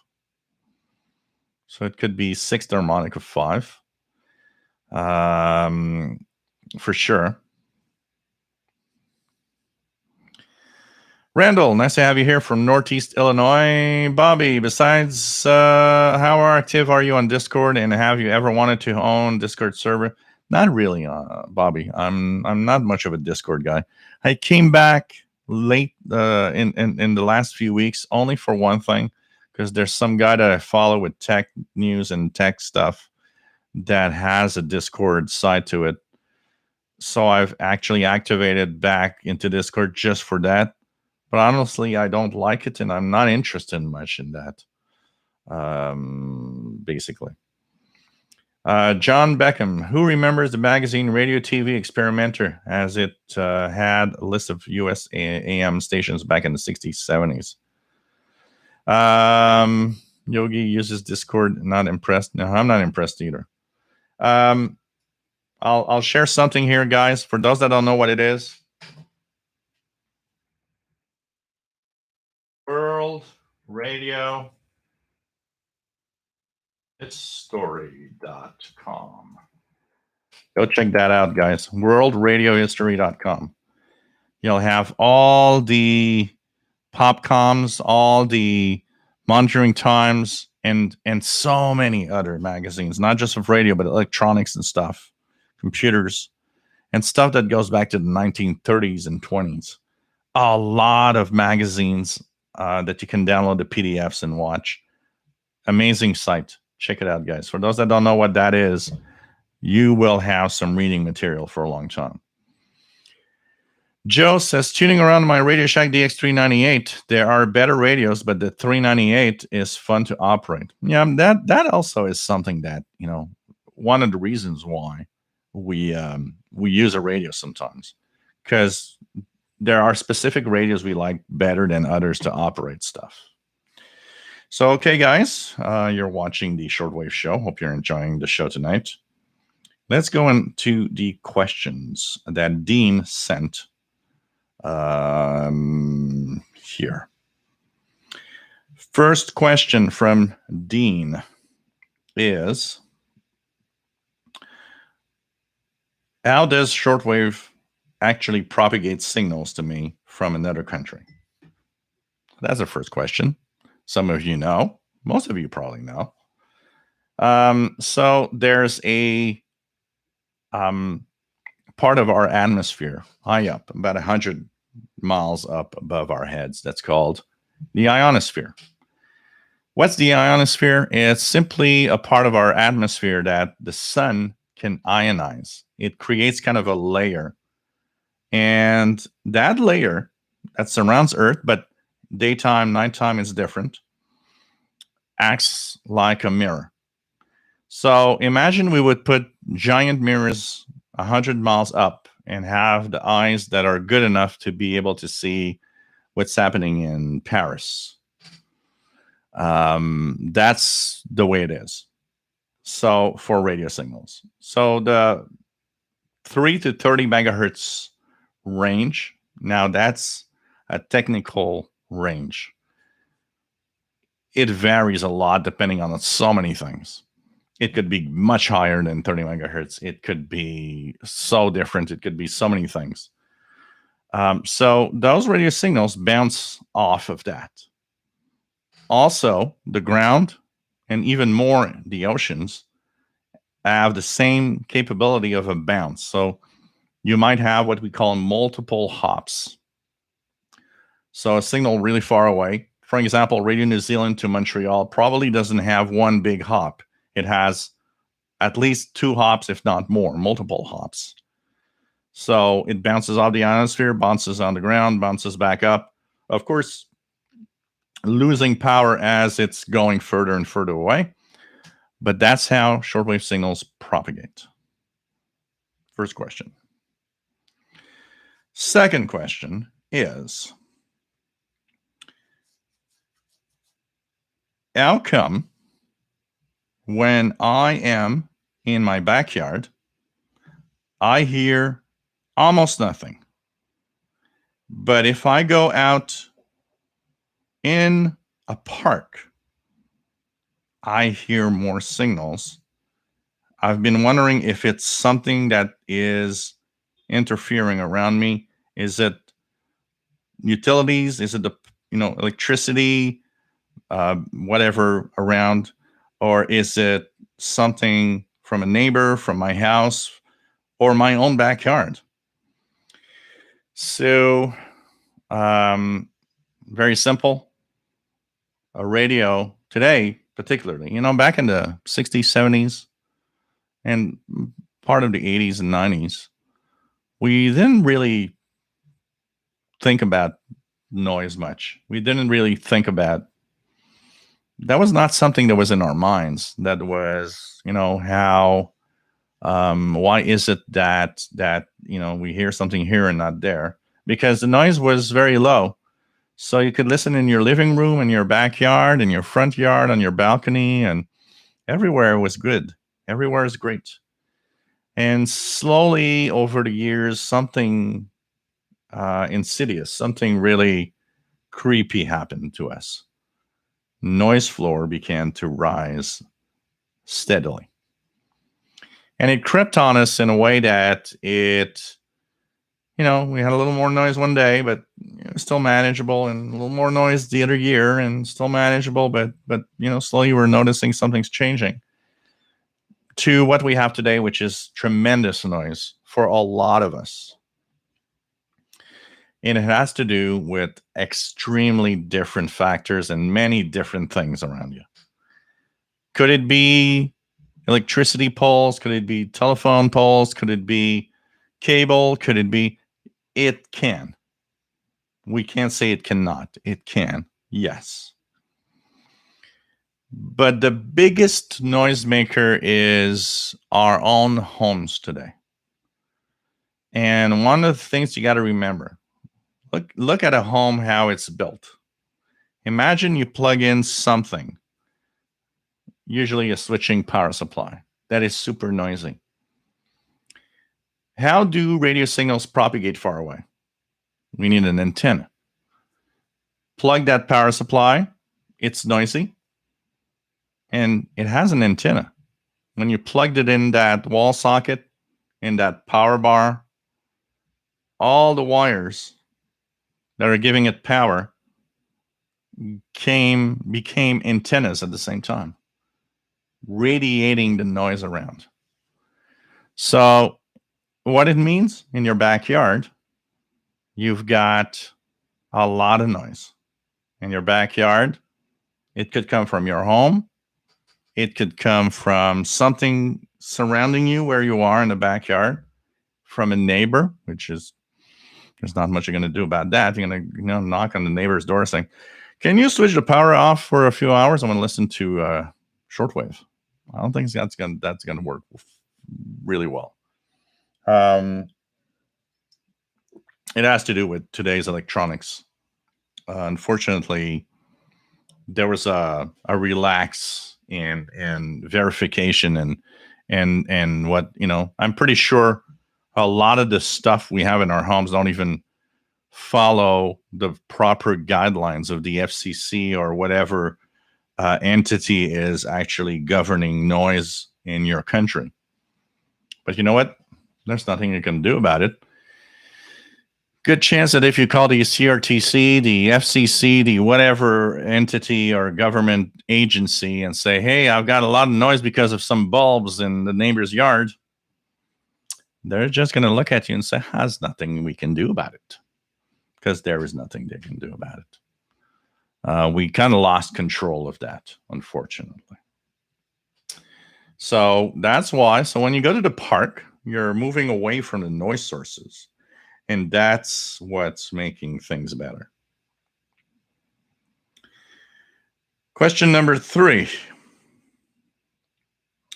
Somebody told me to just put a wire aside, clip it to the antenna. Why is it that I'm not getting better signals? It even sounds like it's worse. Once again, goes back to the noise floor. That wire, technically, yes, okay? Technically, you should be getting more signals, technically. But the problem is, there's so much noise around you, and you've actually shown a demonstration of that by saying that in your backyard you hear nothing, that when you throw that wire, so when you put an external antenna, you amplify the noise. Ain't making it better. You're just amplifying, having more, that noise. A certain length of antenna will get a certain amount of noise. A longer antenna will get more noise. That's unfortunately what's happening today for a lot of people. It's not like, once again, the 60s, 70s, and 80s where you just throw a wire outside and it worked well. Question number 4. Why does Canada and the US have time signal stations on shortwave when our GPS can actually give us accurate time? So it's a good question. One of the things you got to remember about GPS is that it's dependent on many factors, including solar conditions. Now, shortwave also is dependent on solar conditions. But there are conditions that can actually make the GPS system off.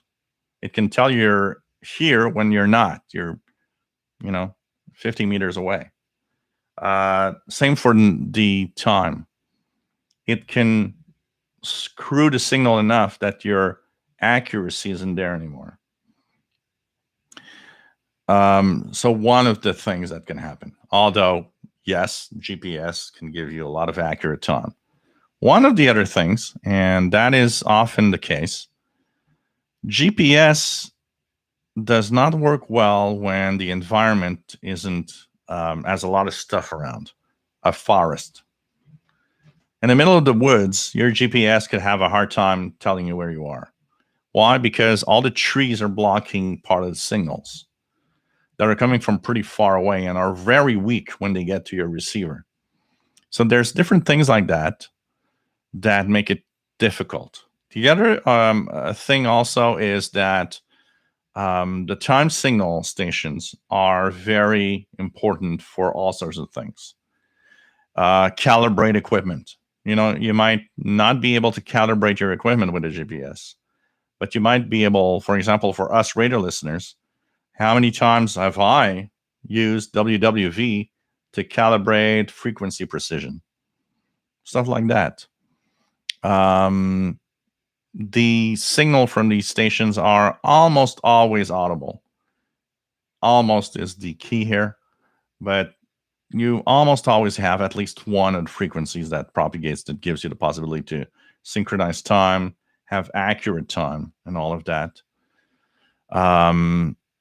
It's still important, I think, even in 2021, to have time signal stations on shortwave. Much more than what people think. We had a guy here that did a lot of astronomy, and was saying, in my astronomy field, the time signal stations from WWV are crucial when I'm doing observations and doing different experiments. And so it tells you that even though GPS could, be a good source of accurate time and everything, it's not the only source. And there is different ways of getting the time signals.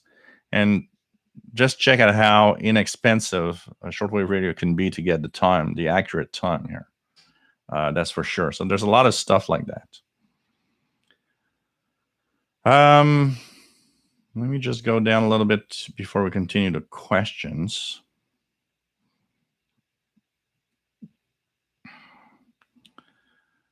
Take care, KW1161.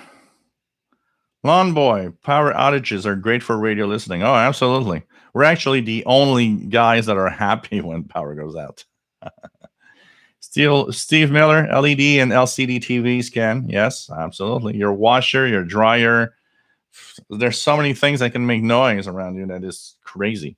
Your fridge. Pretty crazy. Dimitri says, I was been work on landscaping and take my favorite Godboy 400 PE.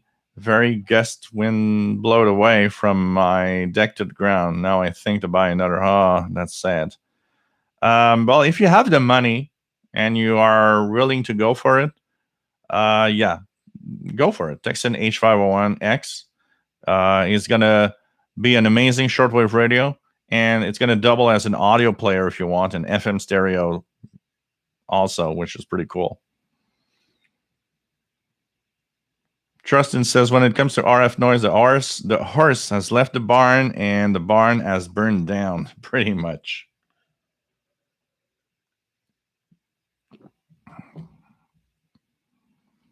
And 6RLS, wondering how noisy those houses are with the extreme. You don't even need the extreme Christmas light stuff. There's so much stuff around any home that makes noise. It's crazy now. Jay Dakota says, my backyard is large enough to go to the rear of the class, so to speak. Sitting away out back works great for me. Lon Boy says, getting back into the radio again with Panasonic RF 2600. Okay for medium wave, but looking for a better option. Is there a good modern medium wave DX radio? If not, which is better, a GE Super Radio or Panasonic RF 1150? If you can get an original of the GE Super Radios, the 1 or the 2, but not the 3 because it's not good. But there's C-Crane. C-Crane has sells a pretty popular AM DX beast, the CC2E, something like that. Check C-Crane for medium wave. They have a really, really good choice that a lot of DXers actually use. It seems to be one of the bests out there right now. What else do we have? Yogi says some power meters still receive radio time signals for accurate time. Yep, absolutely. A water pipe is not officially a ground, honestly. A ground it's a very complex thing. A ground it's a discussion in its own. A real ground requires a lot of knowledge and there's a specific way you can actually do it to work well. But anybody that grounds radios to a water pipe is not a real ground in general. And 6 RLS, I hear LED lights are very noisy now. Most traffic lights and so many others are LED. Yeah, but they're not all noisy. For example, I have Philips Wi-Fi LED bulbs right now. I have also Philips standard LED bulbs. Those are super quiet. There are some quiet bulbs up there. You just need to, if you're out and want to save money because you're like, well, I want to go from incandescent bulbs to LED in my home because it's going to save me some cash on electricity. What I would tell you to do is go out, buy 4 or 5 different brands of the same bulb and try them out. And of course, even better if you can return the ones you don't want anymore. And you'll see that some of them are very quiet. The ones I have here doesn't show at all. Hey, Morning Star. I'm also getting back into the HF bands and looking for a good compact portable with BFO. Well, depends on how much you want to pay, but the PL330 from Texan is a clear winner here. Low price, but a DX beast and 6 single sideband and all you want in a portable radio. Okay. Another question here. So question has to do with the Sony ICF 2010. So I got this radio for $100. My question is, I know this radio was built in the late 80s, and we're in 2021. There must be something better out there today. In portables, they must have great advancements in technologies. You have what is considered, I think, even today, top of the line portable.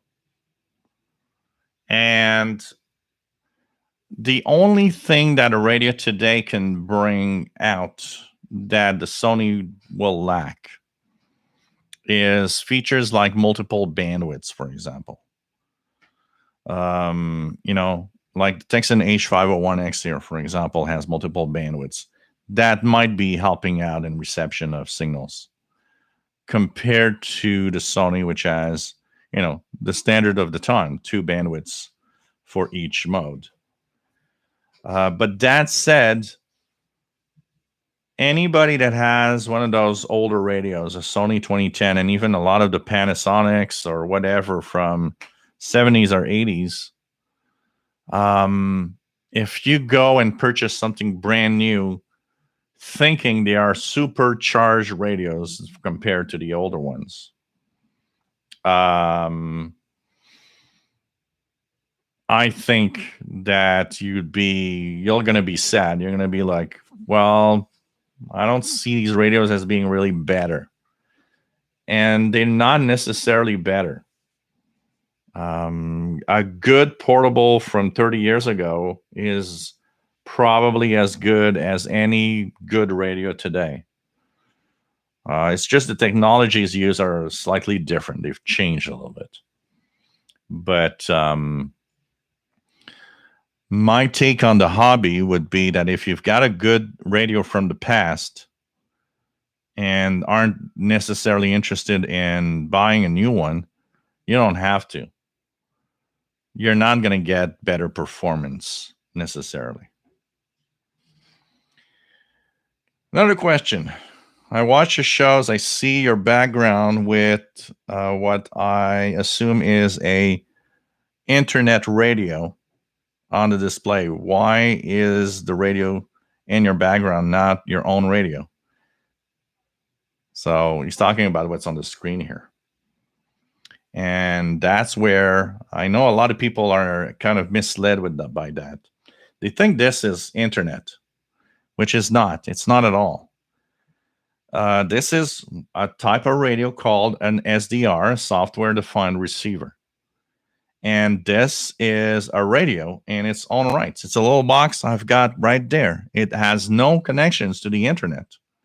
The only thing connected to the internet is my computer. And it doesn't need the internet to be working here. I could actually go and click, and turn off the internet. And this is still working because it has nothing to do with the internet at all. People are often misunderstanding what an SDR is because there are online radios. Absolutely. Kiwi SDRs, there's some radios all around the world that use the internet when you use them because you're using a remote radio. This is a radio that's right here. Okay? There's a light here, that's a computer. It's right next to the computer there. The only difference is that little black box, which is a radio, once again, it's connected to an antenna outside here. The only difference is that thing has no controls. You have to have knobs and buttons on a radio, but it doesn't. So how do you control it? You control it with a computer. Internet is not required. You just need the proper software, in this case SDR Uno, and a radio and an antenna. And that's it. You plug that together, you've got a radio. No internet. This is so many times I've heard people thinking that these things are internet based, and they are not at all. They are not at all. They are radios connected to our computers. That's all. We have an antenna. It receives with the antenna here. So when I actually have you guys listen to something, what you're listening is a radio, and I'm receiving the signal here with my antenna on the front balcony, the ML830. Other question. I have a hard time picking up signals, and you always talk about a antenna, and he mentions ML830. And I'm wondering if it's worth it to invest in something like that if I have very, very few signals at home that I can listen to. You know what? If the reason you have very few signals is noise, definitely. I have people. I'll be very, very blunt here. When somebody comes up to me and says, "Well, it's $40 for that thing. I don't even know if it's going to work." I'm sorry, $40 is nothing, and you absolutely need to try it. Yes, it might absolutely not work well. Of course, it's a possibility. But for $40, chances are that you're actually going to get a lot more signals.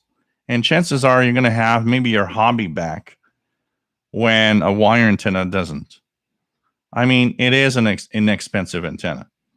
When somebody tells me that, well, it's kind of expensive, $40. Expensive. You want to see what's expensive? A Walbrook. $300 for an antenna. A W6 LVP. That's expensive. Okay, I think twice before buying one. Absolutely. An MLA30, you don't even think. You just buy. I mean, at 40, 50-ish dollars, you just buy. Because if you want to try to have your hobby back and it's noisy, it is not an expensive antenna to try out. Chances are it actually will bring back your hobby in some way. And it works great in noisy environments. But like I said, it's not a miracle antenna. And anybody that has low noise and has, 50 feet of wire, you probably have much better performance out of that 50 feet of wire that you will ever have with an MLA30. It's a very specific antenna for a very specific condition that we live through, noise. It's very important to understand that. I'll say it again and again. No, it is not a miracle antenna. Like a U-loop is not a miracle antenna either. Like, any magnetic loop is not a miracle antenna. It's very important to understand that. Other question is, I tune below 500 kilohertz, and I hear only a couple of stations with tones and Morse code and nothing else. Is there anything to listen to in that range of frequencies? Below 500 kilohertz, you're going into an area which is, you're getting into the long wave band. So long wave, medium wave starts at 300 kilohertz and up. Below 300 kilohertz, you're in a long wave band. Long wave is used differently from different parts of the world. In North America, it was mainly used for non-directional beacons from airports. So these NDBs are from different airports. So the tone and Morse code you hear is from local airports. If you can decode that Morse code ID, you can Google, and it's going to tell you, Google it with the frequency you're tuned to. It's going to tell you, oh, that's that station, that non-directional beacon from that airport in that city. You're in New Brunswick with a good antenna. Maybe it's, you're closer to the ocean than I am. It can be possible for you to hear Europeans and Middle Eastern long wave stations. Because in Europe, Middle East, a lot of the long wave band was used and is still used, even though a lot of stations closed down. A little bit like our AM band here in North America. It's used for broadcasts. So depending on where you are in the world, you're hearing different things. Absolutely. One of the biggest problems with the long wave and medium wave bands are the noise around this, which makes it very difficult to actually listen to shortwave. This one is a interesting one, and I think it will reach a lot of people that say you don't have a shortwave radio, or you have one and you're asking that question yourself. In 2021, I have the impression that shortwave doesn't have a lot to give. And the question is, why would anyone buy a shortwave radio today?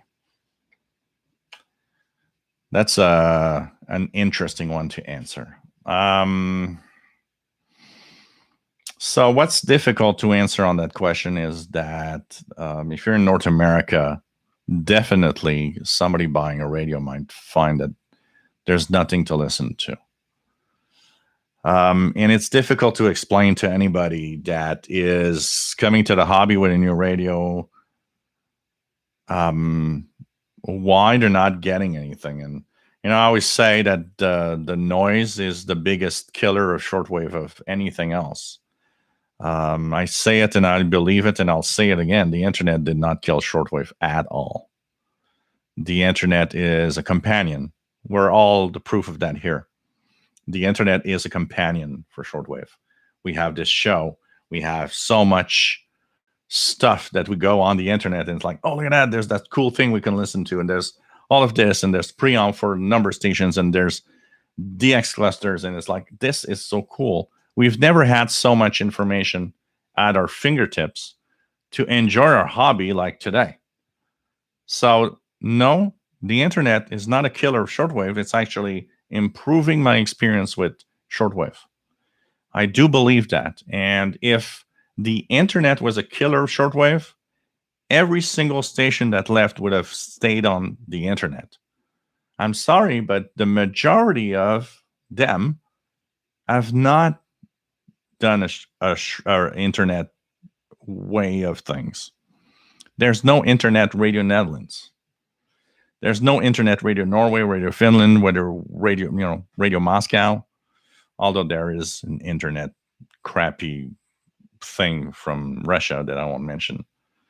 But what I mean by that is, if the internet was the future, everybody would have just jumped on the internet with their own broadcast. We'd be listening to Radio Norway on that website or that spot. We'd have a internet shortwave app, which is all the shortwave stations now on the internet. Not a lot of them are. There are some, absolutely, but not a lot of them are. That's why what I understand is that the internet is not a killer of shortwave.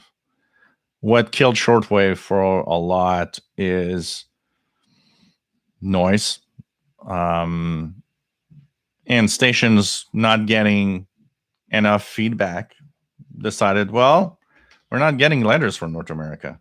Why am I still broadcasting to that area? And last, money, of course. When countries run deficits, and most of the shortwave stations are state-run, governments start looking for money to lower that deficit. Where do you go to? You go to what's easy. And what's easy? Hey, shortwave, what's that? Really? We're paying $20 million a year for that? $50 million a year for that? Why? What's that? It's an easy kill switch. Now, to get to the question, it's a tough one for me to answer because I'm biased. I'm biased because I believe that it is totally worth it to have a shortwave radio because there's stuff to listen out there. But I'm biased because I'm a pro shortwave guy. I'm biased because I know what and where to listen to, and I know how to avoid the noise in some way, and I know how to. So it's very tough to answer a question like that. Why should someone buy a shortwave radio today? I'd put it in a category. I would say, why shouldn't someone buy it? Even if you don't listen to it. Even if you dabble a little bit and say, well, there's nothing there.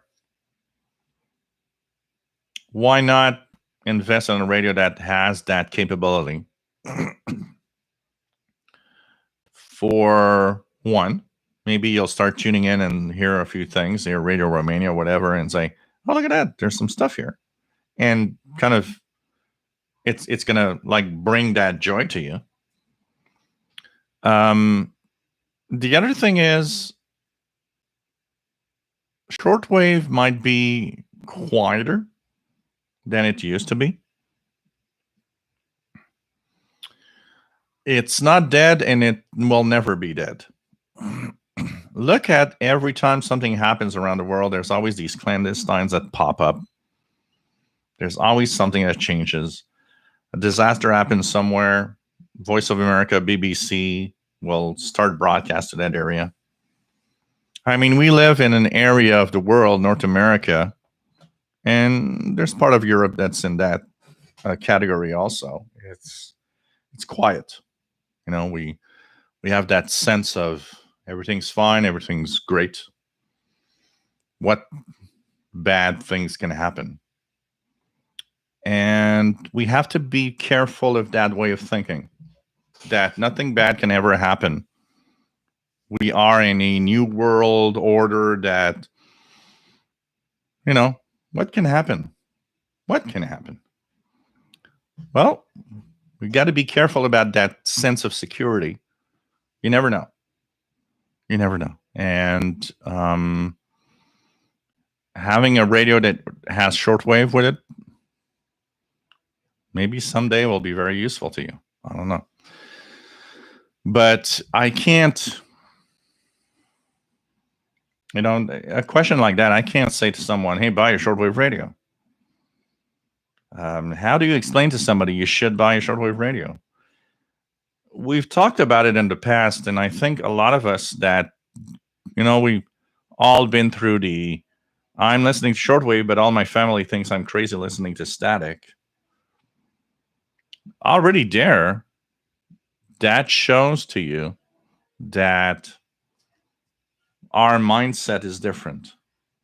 There's something that got us hooked to that type of a hobby of whatever it is. So how can you tell people to buy a shortwave radio when people are just like, yeah, we got the internet for that? There's no easy answer to that. And I think it's something that's very personal, and it's very difficult to explain it to people.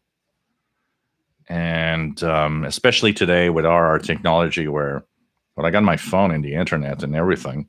I don't need that. I don't even need, I'm sure there are people out there that don't even, that just say, hey, I don't even need a radio. Why should I buy even an AM FM radio? I listen to the music I want on my phone. I hop in my car and I stream stuff. Why? Why should I buy a radio? I don't have an answer to that. And I don't think a lot of people have answers to that. Honestly. It's pretty crazy, Morningstar, also getting back into HF bands, looking for a good compact portable with BFO, like I said, PL330, pretty good. PL600 is not a bad one. PL680 is not a bad one. John Beckham, do you think an aluminum fence around the yard would be a good antenna? You know what? Go and plug as long as it's not an electric fence, go and just plug yourself on that and check out what you're getting. You might be surprised. When I was a teenager, one of the things that I did, there was a fence in my backyard, and there was like on top of the fence, there was a metal pipe. It went and was connected together with all the neighbors' fences. It probably went 150 feet into the neighbors' backyards before it stopped, because one of the neighbors had a wooden fence. And I don't know how many times I would bring a portable radio I had, and I would clip an alligator clip to that thing. One of the things I had noticed a lot on that was that medium wave seemed to be crazy enhanced doing it. So it's try it.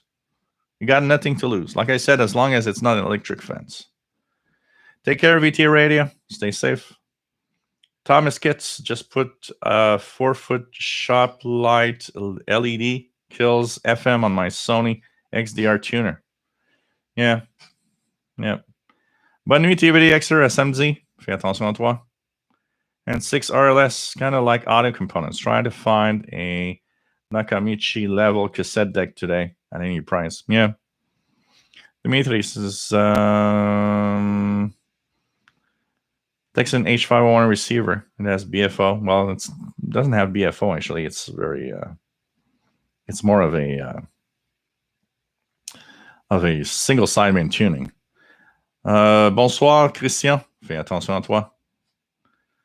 Lawn Boy, I love my old Panasonic portable except for the wonky SSB capability.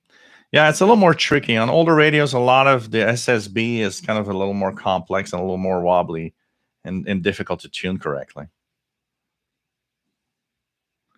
John Beckham, my second shortwave radio was by a company called Monarch. It's possible there were so many manufacturers back then.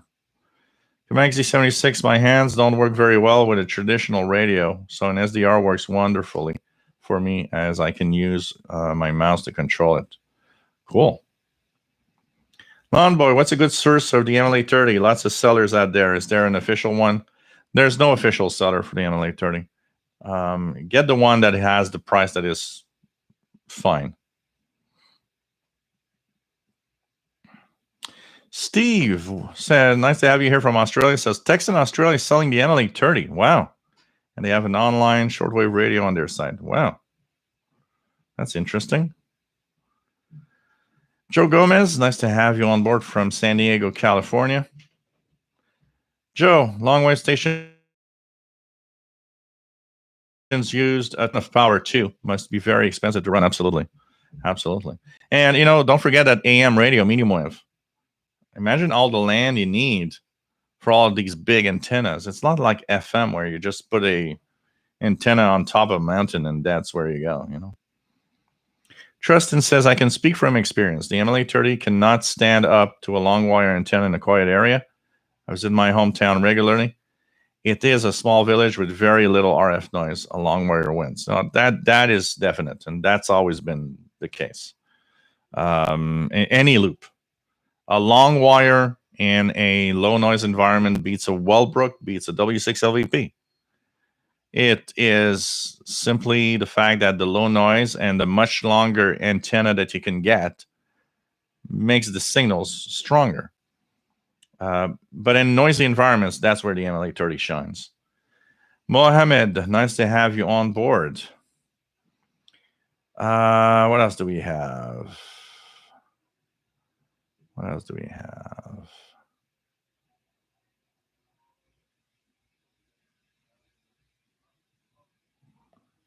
What else do we have? Yeah, the emulator, the PL600. The separate USB LSB would have been great. Absolutely. It adds to the hobby, and for sure.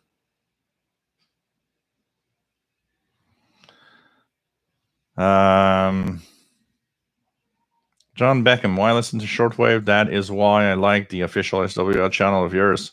I would like to rekindle this old DXing with me. And there's a lot of stuff with world news and world events and in my case, I'm like I listen to so many things that it's like, well, there's so many different types of signals, and knowing I'm listening to the U.S. military or some spy station, or it makes me like go crazy. It's like it's fun. Yogi, sense of security, more like complacency. Yeah, I think it's both. I think part of the population feels secure, and part of the population is just doesn't care. Trust and peace of mind is a good thing, but keep your eyes open. Yep, absolutely. John Beckham, because it's a hobby. Yep, that's a good answer. Milky Chan says, whenever there is political unrest, dictatorship, shortwave broadcasting will become necessity. Absolutely. Iraq Gioti, good morning. Nice to have you here. Where are you located? Dave says, I have used a rain gutted downspout for antenna gain with respectable results. Yeah, it could be very, you have to try it. You have to try it. Lawn Boy, true that most people don't want to listen to staticky transmissions. The old powerhouses are gone, unfortunately, which made shortwave great. Yeah, it's not necessarily that the powerhouses are gone, but especially here in North America, they're not broadcasting towards us. I say it again and again. People in Europe have no idea when they complain of lack of signals. They have no idea of how many signals they actually have compared to North America.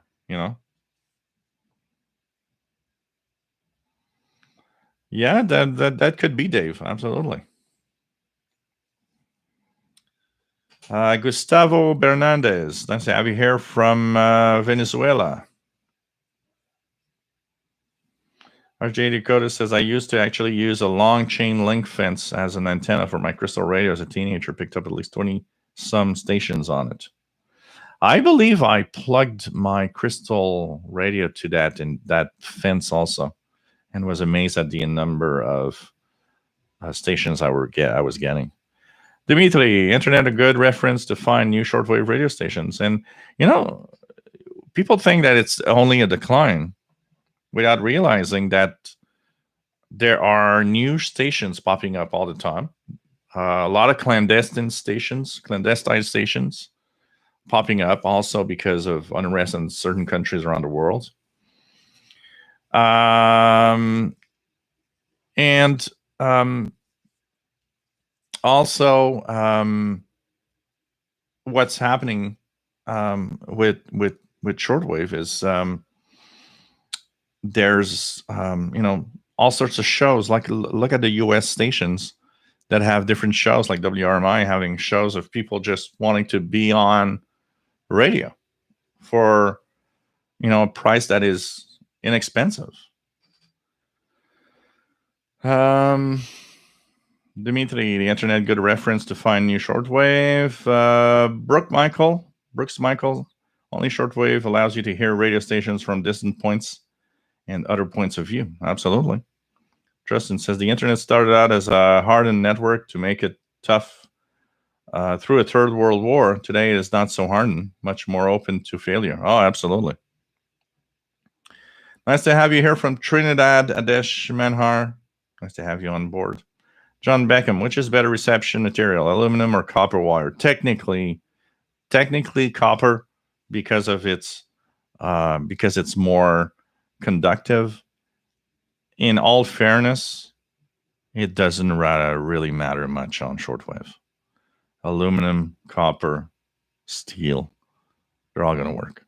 And I don't even think you will see a difference with, 100 feet of whatever metal. Where it's important is in transport of electricity on long distances. But for radio reception, you won't see a difference between aluminum, copper, and so on. RJ Dakota, internet can actually complement my DXing hobby because it tells me about what's on there. The IBS base and others are great. Absolutely. Lawn Boy Summer Project is set up a gutter antenna. Fingers crossed that it isn't just Noise Factory. Try it out. It's the best thing to do. Arctic Circle says his antenna for very low frequencies, long wave, medium wave, is a vertical 20 by 10 meter low noise vertical with an ELAD. Yeah. Where you live, you must have very low noise. That's the most important thing.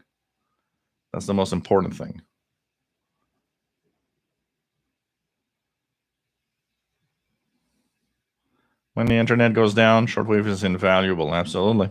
And not just some countries. Pretty much every country controls the internet. Even here in North America, there's some control over it. It might be small, but it's there, Hirak, one thing that's cool about radio is that information can be manipulated like internet, social media. Yep. Jared X says copper is good. Yeah, copper is good, but honestly, on the shortwave bands and on amateur radio making an antenna, there is not going to be any difference using copper, aluminum, or whatever metal. Copper is expensive and it's overrated for antennas, honestly. Not counting the fact that copper is extremely corrosive. It's going to change, it's going to become like that green stuff.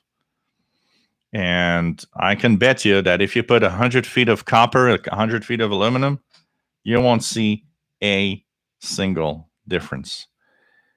For things like shortwave and amateur radio and stuff, it doesn't matter.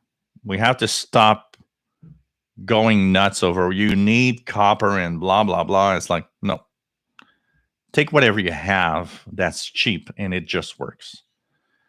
It's in very specific things that copper You know, might as well say, hey, let's have a 100 feet long wire antenna made of, you know, I don't know, of gold or of, you know, what's the metal? I forgot the name. I have the name in French. Argent. Man, what I forgot the name in English. I have the name in French only. But you know, it doesn't matter. It all the metal works great. You know, in what we do, there's not enough difference to make a difference. It's like silver. Thank you, Lawn Boy. Silver. I don't know why I forgot silver. I had the name in French. I was like, man, why I forgot that in English? Thank you, silver, which is better than copper.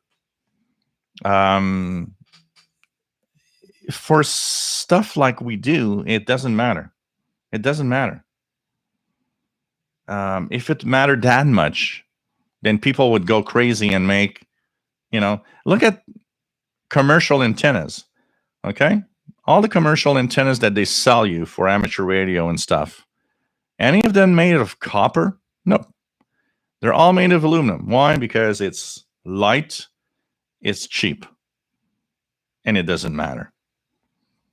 You know, that's the main thing.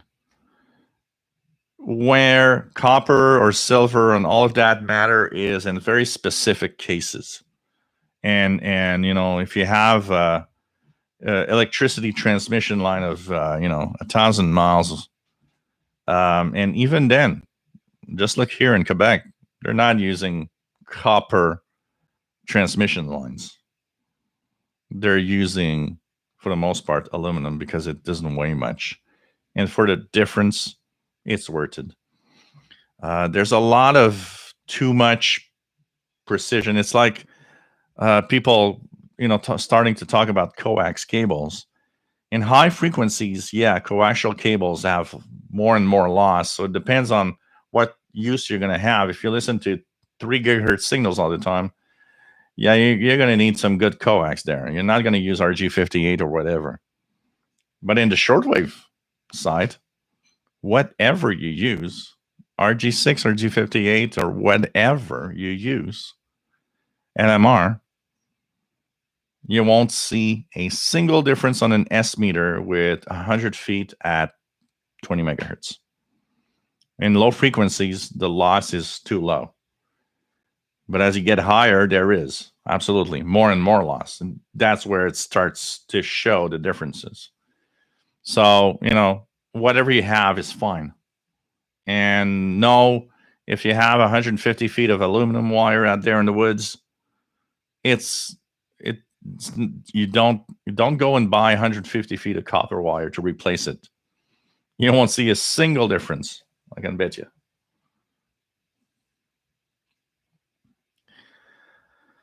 RJ Dakota says whip on the antenna is made of aluminum. Yep. What is the noise on the shortwave that sounds like an airplane? I don't know which one you mean, but it could be Stanag. Stanag, I would say Stanag is what sounds like an airplane. Dimitri, I have Shortwave magazine from about the world of radio from the Pocket small radio for listening around the world that is expired to join the great hobby. Inspired, probably what you mean. K87, nice to have you here from Alberta. What are your thoughts on the Ethon Elite series of radios?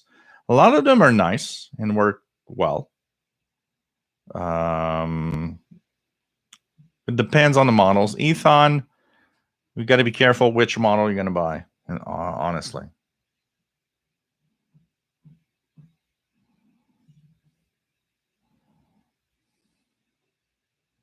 Platinum. Yeah, that's right, platinum. Joe, copper is good for feed lines, less loss over distance. That is why the center conductor of coax is still copper. If there was a cheaper alternative, cable companies would switch. Yeah, that's possible for Um, I would say that the copper over the feed lines is mostly for the transmit part more than the receive part, because the center conductor would probably be aluminum if it was just for receive. But the difference in transmitting is that now you're actually pumping a lot of stuff in that cable, and that's where in a transmitter could be a difference. Definitely.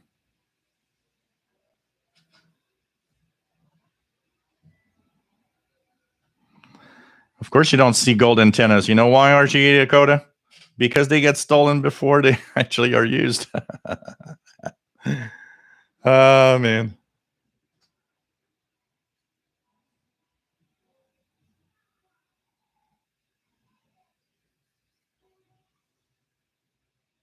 Fool's gold. Mikey Chan, like charging sky high prices for gold plated. Yeah, which often doesn't change pretty much. And remember, it's gold plated. It transfers to some other metal.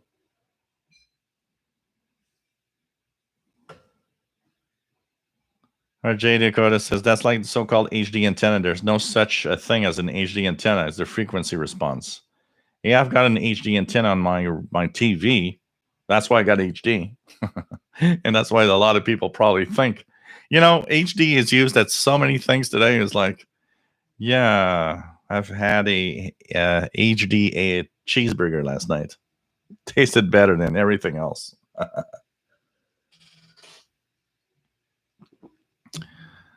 um, John says same with speaker wire. I read some speakers hooked up with $1,000 wires versus old lamp cord. Can't tell any difference. I've got a friend of mine that has this like $30,000 sound system, and he buys these extremely expensive cables and everything. And what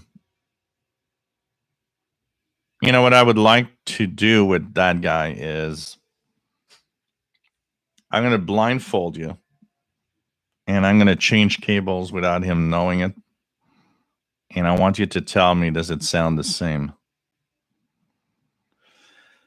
I can understand that the amplifier part and all of that is very low noise and very different. And yeah, okay, I can kind of grasp that a very high end electronics amplifier will have such low noise that there will be a difference with, say, a standard $1,000 system that you buy in the store. But when people start like, oh, well, I purchased these, $100 cables, and they're like, yeah, okay. Again, on some things, yeah, okay, that cable could be shielded better than the others, and mean that could be less interaction. But there are things where, I'm sorry, if you buy a $10 HDMI cable and a $100 HDMI cable, I don't think your 4K view is going to be different. I don't know. There's a point where, come on, where does it stop? And you can't argue anyways with any of these people, because you're going to lose. You're going to lose because they're convinced that it's just better and that's it. Hey, that guy, $30,000 sound system, purchased a $500 sound, not sound, power bar, because it has to be well filtered.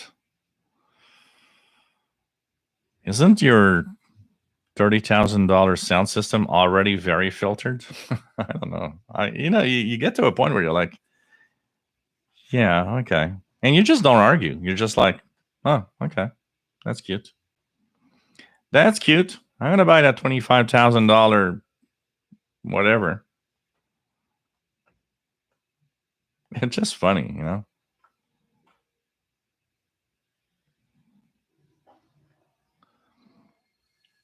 Yeah, they used to. But back one of the reasons why they had the shortwave kits with copper wire and everything is that back then copper cost nothing. Today, copper is more expensive than it used to. So they're kind of trading it off.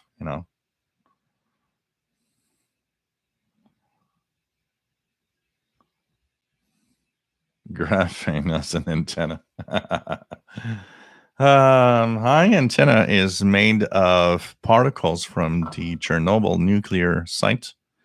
I receive 100 times better than before, especially the spy messages from Russia. On boy, my HD fridge. Joe says, I work for a cable cell company. Gold isn't the only thing they steal. We had to set up alarm for a copper grounds. Yeah, copper is very popular. Here, Hydro Quebec, for some of its things, uses copper. And they have to have 24-hour police because the copper gets stolen. I don't know how many people in the last 10 years I've heard died electrocuted because they tried to, those intelligent guys that try to steal copper from live wires.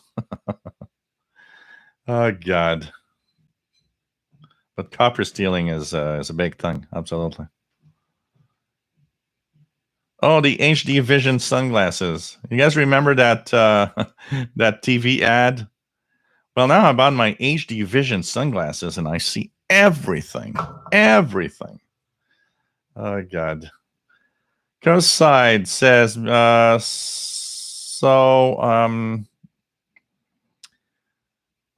you're talking about a PL330 and a Belka, it's two different leagues. It's very, very different here.